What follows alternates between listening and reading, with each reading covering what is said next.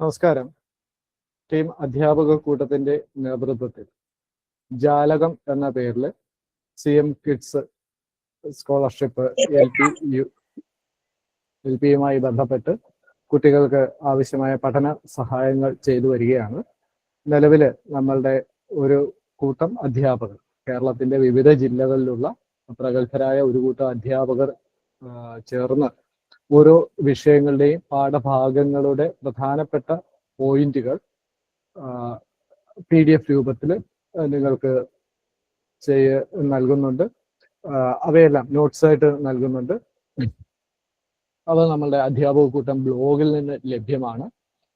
നിങ്ങൾക്കത് ഇതുവരെ ലിങ്കുകളൊന്നും ലഭിച്ചിട്ടില്ലെങ്കിൽ ഗൂഗിളിൽ അധ്യാപക കൂട്ടം ബ്ലോഗ് സ്പോട്ട്, അധ്യാപക കൂട്ടം എന്നോ അധ്യാപക കൂട്ടം ബ്ലോഗ് എന്നോ ടൈപ്പ് ചെയ്ത് സെർച്ച് ചെയ്താൽ നമുക്ക് ബ്ലോഗിന്റെ അധ്യാപക കൂട്ടം ബ്ലോഗിന്റെ ലിങ്ക് ലഭിക്കും. അവിടെ നിന്ന് ക്ലിക്ക് ചെയ്ത് ബ്ലോഗിൽ എത്തിക്കഴിഞ്ഞാൽ അതിന്റെ ആദ്യത്തെ പേജിൽ വിഭാഗങ്ങൾ എന്ന് പറഞ്ഞിട്ട് വലതുവശത്തായിട്ടൊരു ടൈറ്റിൽ കാണും. അവിടെ വിവിധ വിഭാഗങ്ങൾ മീൻസ് നമുക്ക് അധ്യാപക കൂട്ടത്തിന് പ്രീ പ്രൈമറി മുതൽ 10ാം ക്ലാസ് വരെയുള്ള അധ്യാപകരുടെ ഒരു കൂട്ടായ്മയാണ്, വാട്സപ്പ് കൂട്ടായ്മയാണ്. ഇതിന്റെ ഓൺലൈൻ പ്ലാറ്റ്ഫോമുകളിൽ ഒന്ന് മാത്രമാണ് ഈ പറഞ്ഞ ബ്ലോഗ്, പിന്നെ ഫേസ്ബുക്ക് പേജ്, ഇങ്ങനെ പല വിഭാഗങ്ങളുണ്ട്. ഓക്കെ, അതിനകത്ത് ഈ പറഞ്ഞ ഓരോ ക്ലാസ്സുകളുടെയും വിവിധ വിഷയങ്ങളുടെ മെറ്റീരിയൽസ് ആണ് കൊടുത്തിരിക്കുന്നത്. തീർച്ചയായിട്ടും ഇത് അധ്യാപകർക്കും വിദ്യാർത്ഥികൾക്കും ഉപയോഗിക്കാവുന്നതാണ്. അവിടെ ഈ CM കിഡ്സുമായിട്ട് ബന്ധപ്പെട്ട മെറ്റീരിയൽസിലെല്ലാം ആ ഒരു ലേബലിനോട് ചേർന്ന് അധ്യാപക കൂട്ടം CM കിഡ്സ് അല്ലെങ്കിൽ CM ജാലകം എന്നുള്ള പേരിൽ തന്നെ ആയിരിക്കും. ഒന്നുകിൽ ജാലകം എന്നോ അല്ലെങ്കിൽ CM കിഡ്സ് എന്നോ ചേർത്ത് വന്നിരിക്കുന്ന മുഴുവൻ മെറ്റീരിയൽസും ഈ പറഞ്ഞ CM കിഡ്സ് സ്കോളർഷിപ്പ് പരീക്ഷയുമായി ബന്ധപ്പെട്ടായിരിക്കും. അതില് UPയുടെ ഭാഗത്ത് UP എന്ന് പ്രത്യേകം എഴുതിയിട്ടുണ്ടാവും. ബാക്കിയെല്ലാം LPയുടെ തന്നെയാണ്. കൂടുതൽ മെറ്റീരിയൽസ് LPയുടെയാണ് നമ്മൾ കൊടുത്തിരിക്കുന്നത്. നിങ്ങൾ പരമാവധി അവ പ്രയോജനപ്പെടുത്താൻ ശ്രമിക്കുക. ഓക്കെ, ഇനി ഇന്നത്തെ ക്ലാസ്സുമായി ബന്ധപ്പെട്ട വിവരങ്ങളോട് പറയാം. കഴിഞ്ഞ ദിവസം നമുക്ക് ഒരു ക്ലാസ്, ലക്ഷ്മി ടീച്ചറിന്റെ ഒരു ക്ലാസ് ഉണ്ടായിരുന്നു. ഇന്നിപ്പോ രേവതി ടീച്ചറാണ് നമുക്ക് ക്ലാസ് എടുക്കാൻ വന്നിരിക്കുന്നത്. മലപ്പുറം ജില്ലയിലെ GLPS പട്ടണംകുണ്ട്, വണ്ടൂർ എന്ന സ്ഥലത്തുള്ള GLPS പട്ടണംകുണ്ട് സ്കൂളിൽ നിന്നുള്ള ടീച്ചറാണ്. ടീച്ചർ എന്ന മലയാളവുമായി ബന്ധപ്പെട്ട വിവരങ്ങളാണ് നമുക്ക് നൽകുന്നത്. അപ്പോൾ എല്ലാവരും മിടുക്കന്മാരും മിടുക്കികളുമാണ്. അതേ രീതിയിൽ തന്നെ നിങ്ങൾ CM കിഡ്സിന് സെലക്ട് ചെയ്യപ്പെട്ട കുഞ്ഞുങ്ങളാണ്. അപ്പോൾ എല്ലാവർക്കും ഒരിക്കൽ കൂടി ആശംസകൾ നേരുന്നു. ക്ലാസ്സിൽ എല്ലാവിധ സഹകരണവും ഉണ്ടാകണം. ഒരിക്കൽ കൂടി ഓർമ്മിപ്പിക്കുകയാണ്, നമുക്ക് നിങ്ങളൊരു 100ഓളം പേരെ മാത്രം സെലക്ട് ചെയ്താണ് ഇപ്പോൾ ഈ ഒരു മീറ്റിൽ അഡ്മിറ്റ് ചെയ്തിരിക്കുന്നത്. 1000ഓളം പേരുള്ള ഒരു ഗ്രൂപ്പ് നമുക്കുള്ളത് എല്ലാവരും ഓർമ്മ വേണം. അപ്പൊ ഇന്നത്തെ ക്ലാസ്സിന്റെ ക്യാമ്പ് നഷ്ടപ്പെടാതെ അതേ തലത്തിൽ തന്നെ നമുക്ക് അവരിലും ഇത് എത്തിക്കേണ്ടതുണ്ട്. അപ്പൊ അതിന് നിങ്ങളുടെ സഹകരണം കൂടി വേണം. ഒരാള് ആവശ്യമില്ലാതെ മൈക്ക് ഓൺ ചെയ്യരുത്. രക്ഷകർത്താവ് കൂടെ ഉണ്ടാവണം. കയ്യിലൊരു പേനയും ബുക്കും കയ്യിൽ വെച്ചിരിക്കണം. എന്തെങ്കിലും ടീച്ചർ ചോദിക്കുകയാണെങ്കിൽ ആ ബുക്കിൽ ആൻസർ ചെയ്യുക, അല്ലെങ്കിൽ നിങ്ങളുടെ രക്ഷകർത്താവിനോട് ഉത്തരം പറയുക. തുടർന്ന് ടീച്ചർ ആ ഉത്തരം പറയുന്നു, അത് ശരിയാണോ എന്ന് ചെക്ക് ചെയ്ത് മുന്നോട്ട് പോവുക. ആവശ്യമില്ലാതെ മൈക്ക് ഓൺ ചെയ്യരുത്. പിന്നെ അതുപോലെ തന്നെ ഇമോജി ഉൾപ്പെടെയുള്ള ഒന്നും ഉപയോഗിക്കരുത്. ക്യാമറ എല്ലാം ഓഫ് ചെയ്ത് വെക്കുക. ഇനി ആർക്കെങ്കിലും ഇടയ്ക്ക് വെച്ച് ക്ലാസ് കേൾക്കാതിരിക്കുന്നു എന്ന് കരുതുക. ഇങ്ങനെയാണെങ്കിൽ 2 കാര്യങ്ങളായിരിക്കും. ഒന്ന്, നിങ്ങളുടെ ഭാഗത്ത് നിന്നുണ്ടെങ്കിൽ ബുദ്ധിമുട്ട്, അവിടെ റേഞ്ചിന്റെ പ്രശ്നം കൊണ്ട് അങ്ങനെ സംഭവിക്കാം. അപൂർവമായിട്ട് മാത്രമായിരിക്കും ടീച്ചറിന്റെ ഭാഗത്ത് നിന്ന് റേഞ്ചിന്റെ ബുദ്ധിമുട്ടുണ്ടാവുക. അങ്ങനെ ഉണ്ടാവുകയാണ് എങ്കിൽ നമ്മൾ എന്ത് ചെയ്യും? ഇവിടെ നിന്ന് അറിയിപ്പ് കൊടുക്കും. ടീച്ചറിനോട് ക്ലാസ് ഒന്നുകൂടെ ശ്രദ്ധിക്കാനുള്ള, മീൻസ് നെറ്റ്വർക്ക് ശ്രദ്ധിക്കാനുള്ള നിർദ്ദേശം നൽകും. അതുകൊണ്ട് എല്ലാവരുടെ മൈക്ക് ഓൺ ചെയ്ത്, അല്ലെങ്കിൽ ആർക്കെങ്കിലും ഒരാൾക്ക് കേൾക്കുന്നില്ലെങ്കിൽ ഉടനെ അയ്യോ ടീച്ചറെ കേൾക്കുന്നില്ല എന്ന് പറഞ്ഞ് ദയവായിട്ട് ശബ്ദം ഉണ്ടാക്കരുത് എന്നുകൂടി അഭ്യർത്ഥിക്കുകയാണ്. ഇപ്പൊ തന്നെ ആരോ ഒരാൾ ഇമോജിയൊക്കെ ഇടുന്നുണ്ട്, അങ്ങനെയൊന്നും ചെയ്യരുത്. ഓക്കെ, അപ്പോൾ നമുക്ക് ഏറെ സ്നേഹത്തോടെ ഏറെ ആദരവോടെ രേവതി ടീച്ചറിനെ ക്ലാസ് നയിക്കുന്നതിന് വേണ്ടി ക്ഷണിക്കുകയാണ്. ഓക്കെ.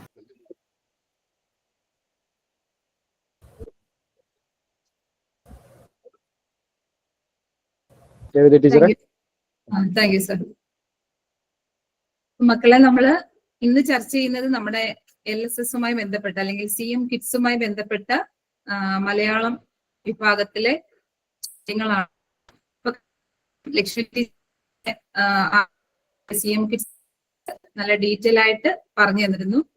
നിങ്ങൾ എല്ലാവരും വളരെ ഇനി അടുത്ത ഒരു കുറച്ച് ദിവസങ്ങൾ മാത്രമേ ഉള്ളൂ. 10-15 ദിവസം കഴിയുമ്പോൾ നമ്മുടെ CM കിഡിന്റെ പരീക്ഷ എഴുതാൻ വേണ്ടി തയ്യാറായി നിൽക്കുന്ന നിങ്ങളുടെ സ്കൂളിലെ തന്നെ ഏറ്റവും മിടുക്കരായ കുട്ടികളാണ്.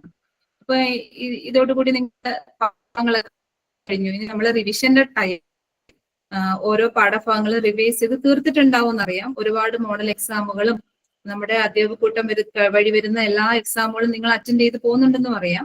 അതുകൊണ്ട് തന്നെ നമ്മൾ മൊത്തത്തില് മലയാളവുമായി ബന്ധപ്പെട്ട ഒന്നാമത്തെ യൂണിറ്റുമായി ബന്ധപ്പെട്ട ഒരു ആധികാരികമായ ചർച്ചയാണ് നമ്മൾ ഇന്ന് നടത്തുന്നത്. അതോടൊപ്പം തന്നെ നമ്മുടെ മലയാളത്തിന്റെ ഒരു സവിശേഷത നിങ്ങൾക്ക് അറിയാമല്ലോ. നമ്മുടെ ഓരോ യൂണിറ്റുമായി ബന്ധപ്പെട്ട് നിശ്ചിത വ്യവഹാര രൂപങ്ങൾ ഉണ്ടല്ലേ. നമ്മള് വ്യവഹാര രൂപങ്ങൾ എന്ന് പറഞ്ഞാൽ ഭാഷയുമായി ബന്ധപ്പെട്ട പ്രത്യേകതകളുള്ള ചില ഭാഗങ്ങൾ നിങ്ങൾക്കറിയാം. അപ്പം അതുമായി ബന്ധപ്പെട്ട ചില കാര്യങ്ങളാണ് പറയുന്നത്. അപ്പൊ ഒരു യൂണിറ്റ് ബേസ് ചെയ്ത് നമ്മൾ മലയാളം ചർച്ച ചെയ്യേണ്ട കാര്യമില്ല. കാരണം ആധികാരികമായി മലയാളത്തിൽ നമ്മൾ കുറെ വ്യവഹാര രൂപങ്ങളാണ് പഠിക്കുന്നത്. അപ്പോൾ ഒരു യൂണിറ്റ് പഠിക്കുന്ന ഭാഗങ്ങൾ തന്നെ അടുത്തേക്ക് നമുക്ക് ചെല്ലും, മറ്റ് ക്ലാസ്സുകളിലേക്കും ചെല്ലും. ഞാൻ പറയണേക്ക് നിങ്ങൾ കേൾക്കുന്നുണ്ടെന്ന് മനസ്സിലാവുന്നു. അപ്പോൾ നമ്മുടെ CM കിഡിലെ മലയാള ക്ലാസ്സിലേക്ക് എല്ലാവർക്കും, എൻ്റെ എല്ലാ മക്കൾക്കും സ്വാഗതം. അപ്പൊ നമുക്ക് ആദ്യം നമ്മുടെ പരീക്ഷാ രീതിയെ കുറിച്ച്, മലയാളത്തിനെ കുറിച്ചൊന്ന് പരിചയപ്പെടാം.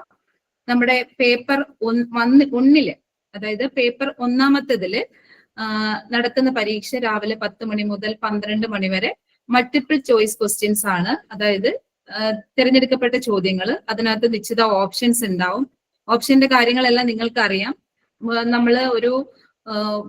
നമ്മുടെ ഒരു ഹൈറാർക്കി വെച്ചിട്ട് കുറച്ച് ഉയർന്ന തലത്തിലുള്ള ഒരു പരീക്ഷയാണ് LP തലത്തിൽ ഇപ്പോ ഈ വർഷം മുതൽ എന്ത് ചെയ്യാൻ പോകുന്നത്, പരീക്ഷ എഴുതാൻ പോകുന്നത്. അത്തരത്തിലുള്ള ചോദ്യങ്ങൾ വരുമ്പോൾ ഓപ്ഷൻ ABCD എന്ന് മാത്രമല്ല, അതിലെ ശരിയുള്ളതും തെറ്റുള്ളതും നമ്മൾ കറക്റ്റ് ചോയ്സിൽ നിന്ന് തെരഞ്ഞെടുത്ത് രേഖപ്പെടുത്തേണ്ട ഒരു വ്യവസ്ഥ കൂടി ഉണ്ട് ഇപ്രാവശ്യത്തെ പരീക്ഷയ്ക്ക്, അല്ലേ? ഇതെല്ലാം നിങ്ങൾക്ക് അറിയാവുന്ന കാര്യം തന്നെയാണ്.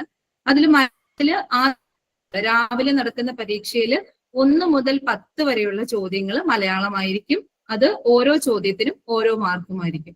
ഉച്ചയ്ക്ക് ശേഷം ഇതുപോലെ തന്നെ നമുക്ക് 10 മാർക്കിന്റെ പരീക്ഷയുണ്ട്. അത് പക്ഷേ വിവരണാത്മക ചോദ്യമാണ്. അവിടെയാണ് ടീച്ചർ പറഞ്ഞ വ്യവഹാര രൂപങ്ങളുടെ കൃത്യമായ നിങ്ങളുടെ ഒരു എഴുത്ത് പരീക്ഷ വരുന്നത്. കൃത്യമായി നിങ്ങൾ എഴുതി നൽകേണ്ട പരീക്ഷ വരുന്നത്. ബാക്കിയൊക്കെ നിങ്ങൾ ടിക്ക് മാർക്ക് ഇട്ടാണ് ആദ്യം രാവിലെ നടക്കുന്ന പരീക്ഷയിൽ നിങ്ങൾ ടിക്ക് മാർക്ക് ഇട്ടാണ് പോകുന്നത്. ഉച്ചയ്ക്ക് ശേഷം നടക്കുന്ന പരീക്ഷയിലാണ് നിങ്ങൾ എന്ത് ചെയ്യേണ്ടത്, എഴുതി പോകേണ്ടത്. ഇനി നമ്മൾ ഇന്നത്തെ ക്ലാസ്സിലൂടെ നമ്മൾ പറയുന്ന ഒരു പ്രധാനപ്പെട്ട കാര്യം, നമ്മുടെ മലയാളവുമായി ബന്ധപ്പെട്ട് നമ്മൾ എന്താണ് പഠിക്കേണ്ടത്, എങ്ങനെയാണ് പഠിക്കേണ്ടത്. ഇപ്പൊ എല്ലാ പാഠഭാഗങ്ങളും നമ്മൾ പഠിച്ചു കഴിഞ്ഞു, നമ്മൾ റിവിഷനൊക്കെ ചെയ്തു കഴിഞ്ഞു. ഇപ്പൊ നമുക്ക് സാധാരണ നമ്മുടെ ക്ലാസ്സുകളിൽ നേരിടുന്ന ഒരു പ്രശ്നം, എത്ര പഠിച്ചു കഴിഞ്ഞാലും നിങ്ങൾ എഴുതി ഫലിപ്പിക്കാൻ ഉണ്ടാകുന്ന പ്രയാസമാണ്, അല്ലെ? പ്രത്യേകിച്ച് വിവരണാത്മക ചോദ്യങ്ങൾ കൃത്യമായിട്ട് എഴുതി ഫലിപ്പിക്കാനുള്ള പ്രയാസം കുട്ടികൾ ഇന്നും നേരിടുന്നുണ്ട്. അപ്പൊ നമ്മുടെ സ്കൂളുകളിലെ ഏറ്റവും മൈക്കൊന്ന് മ്യൂട്ട് ചെയ്താട്ടോ. ആരുടെ മൈക്കാണ് ഓൺ ആയത് മ്യൂട്ട് ചെയ്തോളൂ. ഓക്കെ.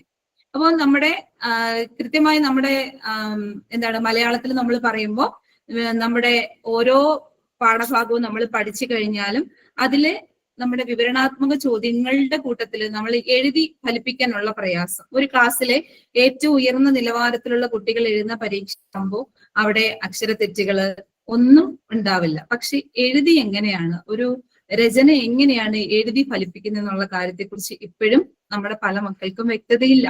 അപ്പൊ എങ്ങനെയാണ് നമ്മൾ പഠിക്കേണ്ടത്? എല്ലാ പാഠഭാഗങ്ങളും നമ്മൾ കൃത്യമായിട്ട് പഠിച്ചു കഴിഞ്ഞാൽ തന്നെ നമുക്ക് മലയാളത്തെ ഹൃദയസ്ഥമാക്കാൻ കഴിയുമോ എന്നുള്ളതാണ് ഒന്നാമത്തെ കാര്യം. അപ്പൊ നമ്മൾ പാഠപുസ്തകം മാത്രം ചില എക്സ്ട്രാ ടീച്ചർ നിങ്ങളുടെ ക്ലാസ്സിൽ നൽകുന്ന ചില വിവരങ്ങൾ കൂടി മലയാളത്തിൽ ഇപ്രാവശ്യം ഉണ്ടല്ലേ. നമ്മൾ മലയാളത്തിലെ ഒന്നാമത്തെ യൂണിറ്റ് എടുത്തു കഴിഞ്ഞാൽ തന്നെ ചിറക് വിരിച്ച് എന്നുള്ള പാഠഭാഗം എടുത്തു കഴിഞ്ഞാൽ അതിൽ നമ്മൾ പഠിച്ച വിവരങ്ങളെക്കാളും പാഠപുസ്തകത്തിൽ പഠിച്ച വിവരങ്ങളെക്കാളും കൂടുതൽ വിവരങ്ങൾ ടീച്ചർ ഒരുപക്ഷെ നിങ്ങൾക്ക് ക്ലാസ് റൂമിൽ നൽകിയിട്ടുണ്ടാവും. അപ്പൊ അത് നമ്മൾ എന്ത് ചെയ്യണം? ഇപ്പോ നമ്മുടെ CM കിഡ് പരീക്ഷയ്ക്ക് വേണ്ടിയിട്ട് ഹൃദിസ്ഥമാക്കേണ്ടതായിട്ടുണ്ട്. അപ്പൊ ഏതൊക്കെ പാഠഭാഗങ്ങളാണ് പഠിക്കേണ്ടത്? ചിറക് വിരിച്ച് എന്നുള്ള പാഠഭാഗത്തിൽ തുടങ്ങി ഒന്നാമത്തെ ഭാഗം ചിറക് വിരിച്ച്, ഇനിയും മുന്നോട്ട്, കാറ്റേ കടലെ, കളിക്കാം ചിരിക്കാം, നന്നാവാൻ ഒന്നാവാം. ഇത്രയും പാഠഭാഗങ്ങളാണ് നമ്മൾ CM കിഡിന് വേണ്ടി നമ്മുടെ ഒരു ജനുവരി മാസത്തെ കണക്ക് പ്രകാരം പഠിച്ചു തീർക്കേണ്ടത്. അപ്പോൾ ഏറ്റവും പ്രധാനപ്പെട്ട ഈ പാഠഭാഗങ്ങളുമായി ബന്ധപ്പെട്ട് നമ്മൾ എന്തൊക്കെയാണ് കൂടുതൽ നമ്മൾ ശ്രദ്ധ കൊടുക്കേണ്ടത്? അപ്പൊ പാഠഭാഗങ്ങളുമായി ബന്ധപ്പെട്ട് നമുക്ക് പരിചിതരായ ധാരാളം കവികളുണ്ട്, എഴുത്തുകാരുണ്ട്, അവരുടെ കൃതികൾ പഠിക്കണം, പുരസ്കാരങ്ങൾ പഠിക്കണം, അതും ആഴത്തിൽ പഠിക്കുകയും വേണം. നിങ്ങളിപ്പോ നടന്ന മോഡൽ എക്സാമുകളൊക്കെ നിങ്ങളൊന്ന് വിശകലനം ചെയ്താൽ നമുക്ക് മനസ്സിലാവുന്ന കാര്യം എന്താണ്? ഓരോ കവികളെ കുറിച്ച് നേരിട്ടുള്ള ചോദ്യങ്ങളല്ല അല്ലെ. ഇപ്പോ ഇന്ന സ്ഥലത്ത് ജനിച്ച കുറെ ക്ലൂ നിങ്ങൾക്ക് ആ കവിയിലേക്ക് എത്താനുള്ള ചില സൂചനകൾ നൽകുകയാണ് ചെയ്യുന്നത് അല്ലെ. സൂചനകൾ നൽകിയതിനു ശേഷം ഓപ്ഷനിൽ നിന്ന് ശരിയായ ഉത്തരം നിങ്ങൾ തിരഞ്ഞെടുത്ത് എഴുതുക ചെയ്യേണ്ടത്. ഇപ്പൊ യൂണിറ്റ് 1 ചിറക് വിരിച്ച് എന്ന യൂണിറ്റില് പറയുന്ന കവികളെ കുറിച്ചും അവരുടെ കൃതികളെ കുറിച്ചുമാണ് നമ്മൾ ആദ്യം ചർച്ച ചെയ്യുന്നത്. അപ്പൊ നിങ്ങൾക്ക് അറിയുന്ന കാര്യം തന്നെയാണ്, ചിറകുള്ള ബസ് എന്ന് പറയുന്ന ഒരു ഗദ്യ കവിതയാണ് നമ്മൾ ആദ്യം പഠിച്ചത് അല്ലെ. ഒരു സാങ്കല്പിക യാത്ര, ചിറകുള്ള ബസ്. അങ്ങനെ ഒരു ബസ് ഇല്ല, എന്നാൽ പോലും അതൊരു സാങ്കല്പിക യാത്രയാണ്. നമ്മളൊക്കെ ബസ്സിൽ യാത്ര ചെയ്ത് പോണ സമയത്ത് കൈയൊക്കെ പുറത്തിട്ട് പോകുന്ന ഒരു രീതി നമുക്കില്ല. എന്നാലും ഒരു സാങ്കല്പിക യാത്രയാണ്. നമ്മുടെ ചിന്തകൾക്ക് അപ്പുറത്ത് നമ്മൾ ഒരു സഞ്ചാരത്തെ കുറിച്ച് കവി വളരെ മനോഹരമായി രേഖപ്പെടുത്തിയിരിക്കുന്ന ഒരു കവിത കൂടിയാണ് ചിറകുള്ള ബസ്. അതൊരു ഗദ്യ കവിത കൂടിയാണ്. അത് എഴുതിയ കവിയുടെ പേരാണ് ആര്? വിഷ്ണുപ്രസാദ്. അദ്ദേഹത്തിന്റെ പ്രധാനപ്പെട്ട കൃതികളാണ് ഇവിടെ നമ്മൾ ആദ്യം പരിചയപ്പെടുന്നത്. അപ്പൊ നമ്മൾ കൃത്യമായിട്ടും കവികളുടെ കൃതികൾ പഠിക്കണം. നമ്മൾക്ക് നമ്മുടെ പാഠഭാഗത്ത് പറഞ്ഞിട്ടുള്ള എല്ലാ കവികളുടെയും കൃതികള്, അവർക്ക് കൃത്യമായും അവർക്ക് ലഭിച്ചിട്ടുള്ള അവാർഡുകള്, ആ അവാർഡുകളുമായി ബന്ധപ്പെട്ട് നമ്മൾ നമ്മുടെ GK പോർഷനിലേക്ക്, പൊതുവിജ്ഞാന പോർഷനിലേക്ക് പോകുമ്പോൾ നമുക്ക് കിട്ടേണ്ട ചോദ്യം അവാർഡുകളുമായി ബന്ധപ്പെട്ട് നിലവിൽ, അതായത് ഇപ്പോൾ കറണ്ട് ആയിട്ട് കിട്ടിയിട്ടുള്ള അവാർഡുകൾ ആർക്കൊക്കെയാണ്, അത് നമുക്ക് ഇവിടെ താരതമ്യം ചെയ്ത് പഠിക്കാം. ഇപ്പോ കൃതികൾ പറയുന്നത് വിഷ്ണുപ്രസാദ് സാറിന്റെ കൃതികൾ പറയുമ്പോൾ ഋതുക്കളും ശ്രീബുദ്ധനും എന്നുള്ള കൃതി, അത് കുളം പ്രസ് പ്രാന്തത്തി എന്ന് പറയുന്ന കൃതി, ആണിറച്ചി, അതുപോലെ തന്നെ ചിറകുള്ള ബസ്, ആറ്റംപാട്ട്, പൂക്കളുടെ ഭാഷ, ഇങ്ങനെയുള്ള കൃതികള് വിഷ്ണുപ്രസാദ് സാറിന്റെ ആണ്, അല്ലെങ്കിൽ കവി വിഷ്ണുപ്രസാദിന്റെ ആണെന്നുള്ള കാര്യം നിങ്ങൾ കൃത്യമായി പഠിച്ചു വെക്കണം. അതുപോലെ അദ്ദേഹത്തിന്റെ ഒരു ബ്ലോഗിലൂടെയാണല്ലേ ഈ ഒരു നമ്മൾ പഠിച്ചൊരു കവിത എന്താണ് പൊതുജന മധ്യത്തിലേക്ക് ശ്രദ്ധയിലേക്ക് കൊണ്ടുവരുന്നത്. ആ ബ്ലോഗിന്റെ പേര് ഇത്തരത്തില് നമ്മൾ ഞാൻ ആധികാരികമായിട്ട് ഒരുപാട് ഡീറ്റെയിൽ ചെയ്ത് പറയുന്നില്ല, പക്ഷെ നിങ്ങൾ പഠിക്കുമ്പോൾ എങ്ങനെ പഠിക്കണം എന്നതിനെ കുറിച്ചാണ് പറയുന്നത്. ഓരോ പാഠഭാഗത്തിലും തന്നിരിക്കുന്ന കവികളെ കുറിച്ച് പഠിക്കുമ്പോൾ വെറുതെ കവികളുടെ പേരും പഠിച്ചു, നമ്മൾ ഈ പാഠഭാഗത്ത് പഠിച്ച പാഠത്തിന്റെ പേരും പഠിച്ചു, അങ്ങനെയല്ല. ആ കവിയുമായി ബന്ധപ്പെട്ട എല്ലാ കാര്യങ്ങളും നിങ്ങൾ കൃത്യമായി പഠിക്കണം.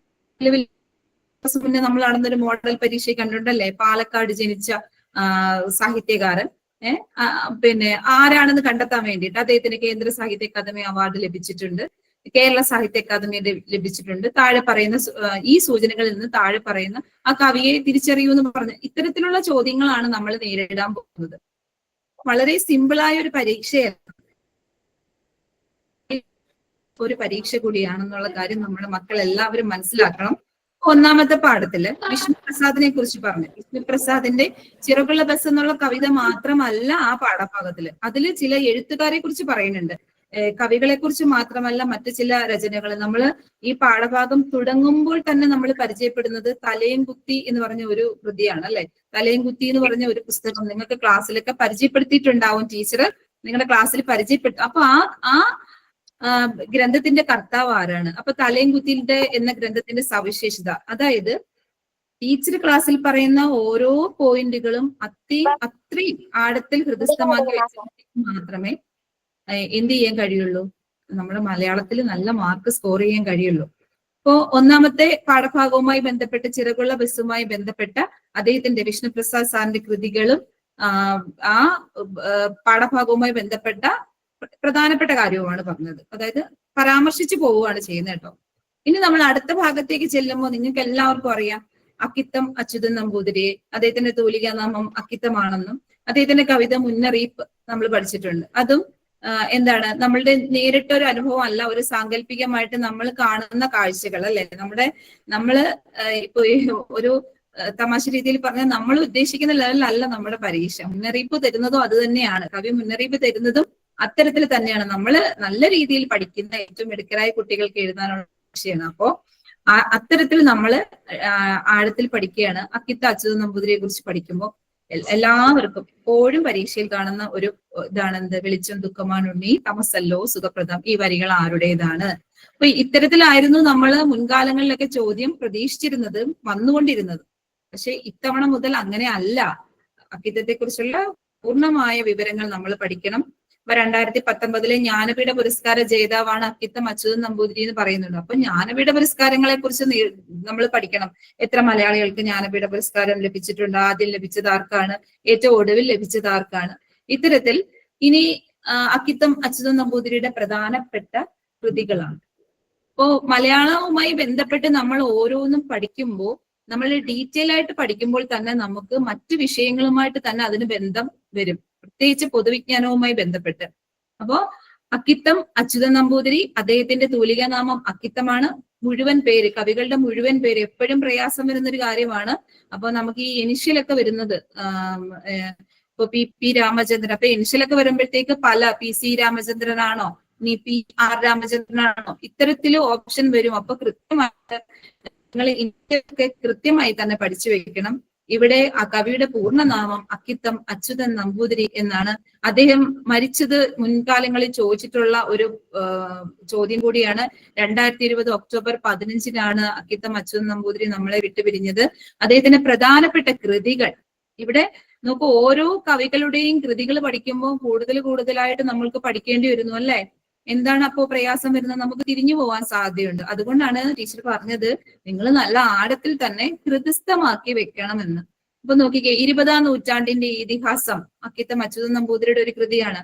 അരങ്ങേറ്റം, നിമിഷക്ഷേത്രം, ഒരു കുല മുന്തിരിങ്ങ. ഇതൊക്കെ നിങ്ങൾക്ക് പഠിക്കാനുള്ളത് തന്നെയാണ്. നിങ്ങളുടെ പാഠഭാഗത്ത് പറയുന്ന കൃതികളുടെ പേരുകൾ തന്നെയാണ്. ഉറപ്പായിട്ടും നമ്മളത് പഠിച്ചു വെക്കേണ്ടതായിട്ടുണ്ട്. ബലിദർശനം, കരതലാമലകം, വെണ്ണക്കല്ലിന്റെ കഥയൊക്കെ ആരുടേതാണ്? അക്കിത്തം അച്യുതൻ നമ്പൂതിരി. അപ്പൊ നോക്കൂ, നമ്മുടെ 1ാമത്തെ യൂണിറ്റിലെ 2 കവികളെയും ഒരു ഗ്രന്ഥകർത്താവിനെയാണ് നമ്മൾ പരിചയപ്പെട്ടത്. 1 വിഷ്ണുപ്രസാദ് സാറ്, 2 അക്കിത്തം അച്യുതൻ നമ്പൂതിരി. നമ്മൾ ഒരു കൃതി, അത് ആരാണെന്നുള്ള കാര്യം നിങ്ങൾ അറിയണവരൊന്ന് മെസ്സേജ് ചെയ്താൽ മതി. അടുത്തായിട്ട് നമ്മൾ നേരെ പോകുന്നു. ആരും പറയണം എന്നില്ല, ഒന്ന് നിങ്ങൾ ടെക്സ്റ്റ് മെസ്സേജ് ചെയ്താൽ മതി, ആരും പറയണം എന്നില്ല. അപ്പൊ നോക്കിക്കോളൂ, നമ്മൾ അതേ യൂണിറ്റിൽ തന്നെ അടുത്തൊരു കവിയാണ് പരിചയപ്പെടുന്നത്, ഇടശ്ശേരി ഗോവിന്ദൻ നായർ. നിങ്ങൾക്കറിയാം, ശക്തിയുടെ കവി എന്നറിയപ്പെടുന്നത് ഇടശ്ശേരി ഗോവിന്ദൻ നായരാണ്. അദ്ദേഹം ജനിച്ചത് 1906 ഡിസംബർ 23 പൊന്നാനിയിലാണ് ജനിച്ചത്. അദ്ദേഹത്തിന്റെ പ്രധാനപ്പെട്ട ഒരു കവിതാ സമാഹാരം നിങ്ങൾക്ക് എല്ലാവർക്കും അറിയണതാണ് പൂതപ്പാട്ട് അല്ലെ. നമ്മള് കഴിഞ്ഞ വർഷമൊക്കെ 4ാം ക്ലാസ്സിലെ കുട്ടികൾക്ക് പൂതപ്പാട്ട് എന്നൊരു ഈ ഒരു കൃതി തന്നെ പഠിക്കാനുണ്ടായിരുന്നു അല്ലെ. അപ്പൊ നോക്കിക്കേ, പൂതപ്പാട്ട് നമ്മൾ കവിതകളുടെ താളങ്ങളൊക്കെ പഠിക്കുമ്പോൾ നമ്മൾ പ്രത്യേകിച്ച് പഠിക്കുന്ന ഒരു പാട്ട് കൂടിയാണ് ഈ കവിതാ സമാഹാരത്തിൽ വരുന്ന പൂതപ്പാട്ട്. അപ്പൊ കഴിഞ്ഞ തവണ കുട്ടികൾ പഠിച്ചപ്പോ അവർക്ക് ഉണ്ടായിരുന്ന ഒരു കവിതയുടെ ഇതിന്റെ ആദ്യ ഭാഗമായിരുന്നു. ആറ്റിൻപക്കത്തെ മാളിക വീട്ടിൽ ആറ്റു നോറ്റിട്ടൊരുണ്ണി പിറന്നു. ഇവിടെ നിങ്ങൾ പഠിക്കുന്നത് അതിന്റെ ഒരു 4 വരികൾ മാത്രമേ ഉള്ളൂ. എന്തേ, കാക്കേ പൂച്ചേ പാട്ടുകൾ പാടിയിട്ട് മാനത്തമ്പിളി മാമനെ കാട്ടിയിട്ട് മാമു കൊടുക്കുന്നു നങ്ങേലി. നങ്ങേലിയുടെ കഥ പറയുന്ന പൂതപ്പാട്ട് പ്രസിദ്ധമാണ്. അത് ഇടശ്ശേരി ഗോവിന്ദൻ നായരുടെ കവിത കൂടിയാണ്. അപ്പൊ അത് കൂടാതെ തന്നെ കാവിലെ പാട്ട്, അതുപോലെ പുത്തൻ കലവും അരിവാളും, നെല്ലുകുത്തുകാരി. ഇതിന് കേരള സാഹിത്യ അക്കാദമി അവാർഡ് നേടിക്കൊടുത്തൊരു കൃതിയുണ്ട്, അതാണ് ഒരു പിടി നെല്ലിക്ക. ഓർത്തു വെച്ചോളൂ, കേരള സാഹിത്യ അക്കാദമി അവാർഡ് നേടിയ ഇടശ്ശേരി ഗോവിന്ദൻ നായരുടെ കൃതിയാണ് ഒരു പിടി നെല്ലിക്ക. ഞാൻ ഇങ്ങനെ ഒരു ക്വസ്റ്റ്യൻ ആൻസർ ഇങ്ങനെ നിങ്ങൾക്ക് പറഞ്ഞു തരുന്നുണ്ടെങ്കിലും നിങ്ങൾ പ്രതീക്ഷിക്കേണ്ടത് നേരിട്ട് ചോദ്യങ്ങളെ അല്ല. ഇതില് ഓരോ പോയിന്റ്, നമ്മള് ജീവചരിത്രം എഴുതില്ലേ, അപ്പൊ ഇടശ്ശേരി ഗോവിന്ദൻ നായരുടെ ജീവചരിത്രം എഴുതാൻ പറഞ്ഞ കുറെ സൂചകങ്ങൾ തരും അല്ലേ. അപ്പൊ താഴെ പറയുന്നതിൽ ഇടശ്ശേരി ഗോവിന്ദൻ നായരുമായി ബന്ധപ്പെട്ട് ശരിയായ പ്രസ്താവന ഏത്, അല്ലെങ്കിൽ തെറ്റായ പ്രസ്താവന ഏത്, അല്ലെങ്കിൽ താഴെ തന്നിരിക്കുന്ന പ്രസ്താവനകളിൽ ഇടശ്ശേരി ഗോവിന്ദൻ നായരുമായി ബന്ധപ്പെട്ടത് ഏത്? ഇത്തരത്തിൽ ചോദ്യങ്ങൾ വന്നാലും നേരിടാൻ നിങ്ങൾ തയ്യാറായിരിക്കണം. അപ്പോ ഒന്നാമത്തെ യൂണിറ്റിലെ 3ാമത്തെ കവിയെയാണ് നമ്മൾ പരിചയപ്പെട്ടത്. 1 വിഷ്ണുപ്രസാദ്, 2 അക്കിത്തം അച്യുതൻ നമ്പൂതിരി, 3 ഇടശ്ശേരി ഗോവിന്ദൻ നായർ. അടുത്തതായിട്ട് നമ്മൾ പരിചയപ്പെടുന്നത് നമ്മൾ മഴച്ചെടി എന്ന് പറഞ്ഞിട്ടൊരു കൃതി അതിനകത്ത് നമ്മുടെ ടീച്ചർ പരിചയപ്പെടുത്തി തന്നിട്ടുണ്ടാവാം. അത് ആരുടേതാണ്? മോഹനകൃഷ്ണൻ കാലടിയുടെയാണ്. അദ്ദേഹത്തിനും കേരള സാഹിത്യ അക്കാദമി അവാർഡ് കിട്ടിയിട്ടുണ്ട് 2007 ഭൂമിയുടെ വായന എന്ന കൃതിക്കാണ്. അദ്ദേഹത്തിന്റെ പ്രധാനപ്പെട്ട കൃതികള് മഴവിൽ കൊടി, മണ്ണിരയുടെ ആത്മകഥ. ഇത് ഇത്രയും മാത്രമല്ല കേട്ടോ, ഒരുപാട് കൃതികളുണ്ട്. ഞാൻ അതിൽ നിന്നും എനിക്ക് ലഭ്യമായത് നിങ്ങളിലേക്ക് തരുന്നു എന്ന് മാത്രമേ ഉള്ളൂ. നിങ്ങൾ കൂടുതൽ ഇതിനകത്ത് ഡീറ്റെയിലൈസ് ചെയ്ത് നിങ്ങൾ പഠിക്കുക. അപ്പൊ ഞാൻ എങ്ങനെ പഠിക്കണം എന്നുള്ളൊരു രീതി മാത്രമേ പറഞ്ഞിരുന്നുള്ളൂ. ഒരു പാഠഭാഗം എടുക്കുമ്പോൾ അതുമായി ബന്ധപ്പെട്ട് ഒട്ടനവധി കവിതകൾ നമുക്കിപ്പോ നിങ്ങൾ പഠിക്കുന്നത് പാഠപുസ്തകത്തിൽ 1ഓ 2ഓ കവിതകളായിരിക്കും ഒരു യൂണിറ്റ് ബേസ് ചെയ്ത് പഠിക്കുന്നത്. പക്ഷെ അതല്ലാതെ ടീച്ചർമാര് നിങ്ങൾക്ക് നൽകുന്ന ചാർട്ടിലും മറ്റുമൊക്കെ ടീച്ചർമാര് പലപ്പോഴും അല്ലെങ്കിൽ പ്രൊജക്ടറിലും ഒക്കെ പ്രസന്റ് ചെയ്ത് തരുന്ന കവിതകളൊക്കെ തന്നെ നമ്മുടെ CM കിഡ് പരീക്ഷയ്ക്ക് വളരെ അത്യന്താപേക്ഷിതമായ ഒന്നാണ്. അതിലേക്ക് ഗ്രന്ഥകാരന്മാര് അങ്ങനെ എല്ലാവരെയും കൃത്യമായി നിങ്ങൾ പഠിച്ചു വെച്ചിരിക്കണം. ടീച്ചർ തരുന്ന ഇത് മാത്രമേ ഉള്ളൂ പരീക്ഷിക്കുന്നത് നിങ്ങൾ കരുതരുത്. ഇതിനെ ഡീറ്റെയിലൈസ് ചെയ്ത് നിങ്ങൾ പഠിക്കണം. അപ്പോ മഴച്ചെടി എന്ന കൃതി നമ്മൾ പഠിച്ചു. അത് മോഹനകൃഷ്ണൻ കാലടിയുടേതാണ്. അദ്ദേഹത്തിനും കേരള സാഹിത്യ അക്കാദമി അവാർഡ് ലഭിച്ചിട്ടുണ്ട്. അപ്പോ ഈ ചെടി ഞാനെന്തിന്, ഇപ്പോൾ നമ്മൾ താളം പരിചയപ്പെടുത്തിയിട്ട് ക്ലാസ്സിൽ ടീച്ചർ പരിചയപ്പെടുത്തി തന്ന ഒരു കവിതയായിരിക്കും ഈ മഴച്ചെടി എന്ന് പറയുന്നത്. താളങ്ങൾ പഠിച്ചപ്പോ 1ാമത്തെ പാഠഭാഗവുമായി ബന്ധപ്പെടുത്തി ടീച്ചർ പരിചയപ്പെടുത്തി തന്നതാവും മോഹനകൃഷ്ണൻ കാലടിയുടെ ഈ മഴച്ചെടി എന്ന കൃതി. അടുത്ത നിങ്ങൾക്ക് എല്ലാവർക്കും ഇഷ്ടപ്പെട്ട നമ്മുടെ 4ാം ക്ലാസ്സില് നമ്മൾ ഒരു വ്യത്യസ്ത താളമൊക്കെ പഠിച്ച് ഒരു ഗദ്യ രൂപത്തിലുള്ള അല്ലെങ്കിൽ ഒരു ഗദ്യത്തെ എങ്ങനെ പദ്യമാക്കാം എന്നൊക്കെയുള്ള രീതിയിൽ നമുക്ക് സഹായകരമായ PP രാമചന്ദ്രന്റെ സൈക്കിള് ചവിട്ടാൻ എന്നുള്ള കൃതി അല്ലെ. മൈക്കിൾ ചേട്ടാ സൈക്കിള് വേണം എന്ന് തുടങ്ങി അതിനെ ആധികാരികമായ താളത്തിലേക്ക് കടന്നു ചെല്ലുന്ന ഒരു കൃതിയാണ് സൈക്കിൾ ചവിട്ടാൻ. PP രാമചന്ദ്രന്റെ കൃതിയാണ്. അപ്പൊ PP രാമചന്ദ്രനെ കുറിച്ച് ചോദിച്ചാൽ എനിക്കറിയാം. മക്കള് ഇപ്പോ അൺമ്യൂട്ട് ആയിരുന്നെങ്കിൽ നിങ്ങൾ വിളിച്ചു പറഞ്ഞേനെന്ന് എനിക്കറിയാം. നിങ്ങൾക്ക് എല്ലാവർക്കും അറിയണ കാര്യം തന്നെയാണ്. അപ്പൊ കേരള സാഹിത്യ അക്കാദമി അവാർഡ് ഇവിടെയും ലഭിച്ചിട്ടുണ്ട്. അപ്പൊ നോക്കിക്കേ, നമ്മളെ കേരള സാഹിത്യ അക്കാദമി അവാർഡ്, കേന്ദ്ര സാഹിത്യ അക്കാദമി അവാർഡ്, ഇങ്ങനെ കവികളുമായി ബന്ധപ്പെട്ട് അവാർഡുകൾ അങ്ങോട്ടും ഇങ്ങോട്ടും നിങ്ങൾക്ക് തിരിഞ്ഞു പോകാം. ഏത് കൃതിക്കാണ് അവാർഡ് കിട്ടിയെന്ന് തിരിഞ്ഞു പോകാം. ഇപ്പൊ PP രാമചന്ദ്രന് കേരള സാഹിത്യ അക്കാദമി അവാർഡ് ലഭിച്ച കൃതി ഏത്, താഴെ പറയുന്നതിൽ ഏതാണ്? അപ്പൊ ഇതിലെ കുറെ ഓപ്ഷൻസ് തന്ന എന്താ ചെയ്യാ? കാണക്കാണയാണ്, രണ്ടായി മുറിച്ചത്, കാറ്റേ കടലേ, ലളിതം. ഇത്തരത്തില് നിങ്ങൾ ഒരു ഭാഗത്ത് നിന്ന് തന്നെ നിങ്ങൾ തന്നെ സ്വയം ചോദ്യങ്ങൾ നിർമ്മിക്കാൻ കൂടി പഠിക്കണം. അല്ല, ചോദ്യങ്ങൾക്ക് ഉത്തരങ്ങൾ കണ്ടുപിടിക്കുന്നതോടൊപ്പം നിങ്ങൾ ഇതിനെ എങ്ങനെയൊക്കെ ചോദിക്കാം, ഏതൊക്കെ രീതിയിൽ ഇതിന് ചോദ്യങ്ങൾ വരാമെന്ന് കൂടി നിങ്ങൾ എന്ത് ചെയ്യണം, കൃത്യമായി നോക്കണം. ഇപ്പൊ സൈക്കിൾ ചവിട്ടാൻ എന്നുള്ള കൃതി PP രാമചന്ദ്രനാണ്. അപ്പൊ PP രാമചന്ദ്രനുമായി ബന്ധപ്പെട്ട അദ്ദേഹത്തിന്റെ ചരിത്രം നിങ്ങൾ പഠിക്കണം. അതൊപ്പം ഇവിടെ ഇപ്പൊ ഞാന് പ്രധാനപ്പെട്ട കൃതികൾ മാത്രമേ പറഞ്ഞിട്ടുള്ളൂ. ഇപ്പൊ കേരള സാഹിത്യ അക്കാദമി അവാർഡ് ലഭിച്ച അദ്ദേഹത്തിന്റെ കൃതി കാണക്കാണിയാണ്. മുകളിലേക്ക് പോയി കഴിഞ്ഞാൽ അവിടെയും ഉണ്ട് കേരള സാഹിത്യ അക്കാദമി അവാർഡ് ലഭിച്ച ഭൂമിയുടെ വായന എന്ന കൃതി ആരുടേതാണെന്ന് ചോദിച്ചു കഴിഞ്ഞാൽ നമ്മൾ മോഹനകൃഷ്ണൻ കാലടിയുടേതാണ്. സൈക്കിൾ ചവിട്ടാൻ എന്നുള്ള കൃതിയുമായി ബന്ധപ്പെട്ട് നമ്മൾ ഒരു കവിതയുമായി ബന്ധപ്പെട്ട് നമുക്ക് അവിടെ പരിചയം. അവിടെയാണ് നമ്മൾ ഗദ്യത്തെ പദ്യത്തിലേക്കാക്കാനും പദ്യത്തെ ഗദ്യത്തിലേക്കാക്കുന്ന പ്രവർത്തനങ്ങളൊക്കെ കൃത്യമായും നമ്മൾ ക്ലാസ് റൂമിൽ കൈകാര്യം ചെയ്തത്. അപ്പൊ അതിലേക്ക് ഞാൻ വരാം. ഇപ്പൊ നമ്മൾ ഈ 1 വേർഡ് മാർക്ക് നമുക്ക് സ്കോർ ചെയ്യാൻ പറ്റുന്ന നമ്മുടെ സാഹിത്യകാരന്മാരുടെ ആ ഒരു പാർട്ടിലേക്കാണ് നമ്മൾ ഇപ്പൊ കോൺസെൻട്രേറ്റ് ചെയ്യുന്നത്. അതിനുശേഷം നമുക്ക് പിന്നാലെ വ്യവഹാര രൂപങ്ങളിലേക്ക് വരാം. ഇപ്പൊ കേരള സാഹിത്യ അക്കാദമി അവാർഡ് ലഭിച്ച PP രാമചന്ദ്രന്റെ കൃതിയാണ് കാണക്കാണെ. അത് പറഞ്ഞു കഴിഞ്ഞു. ഇപ്പൊ കേരള സാഹിത്യ അക്കാദമി അവാർഡ് ഇപ്പൊ ലഭിച്ചിട്ടുണ്ടോ? 2025-ലുണ്ടോ? 2026-ൽ കൊടുത്തിട്ടുണ്ടോ? ഏറ്റവും അപ്ഡേറ്റ് ആയിട്ട് ആർക്കാണ് ലഭിച്ചതെന്ന് ചോദിച്ചു കഴിഞ്ഞാൽ അത് നമ്മുടെ കറണ്ട് അഫെയർ ചോദ്യങ്ങളിൽ നമ്മുടെ 10 മാർക്കിന് പൊതുവിജ്ഞാനത്തിലെ 4 ചോദ്യങ്ങളിൽ ഒന്നായിട്ട് അത് അവിടെ വരാം. അതുപോലെ തന്നെ അദ്ദേഹത്തിന്റെ ഒരു ബാലസാഹിത്യ കൃതിയാണ് പാതാളം. അപ്പൊ കുറെ കൃതികൾ തന്നിട്ട് ഇതിൽ PP രാമചന്ദ്രന്റെ ബാലസാഹിത്യ കൃതി ഏതെന്ന് ചോദിച്ചു കഴിഞ്ഞാൽ അത് പാതാളമാണ്.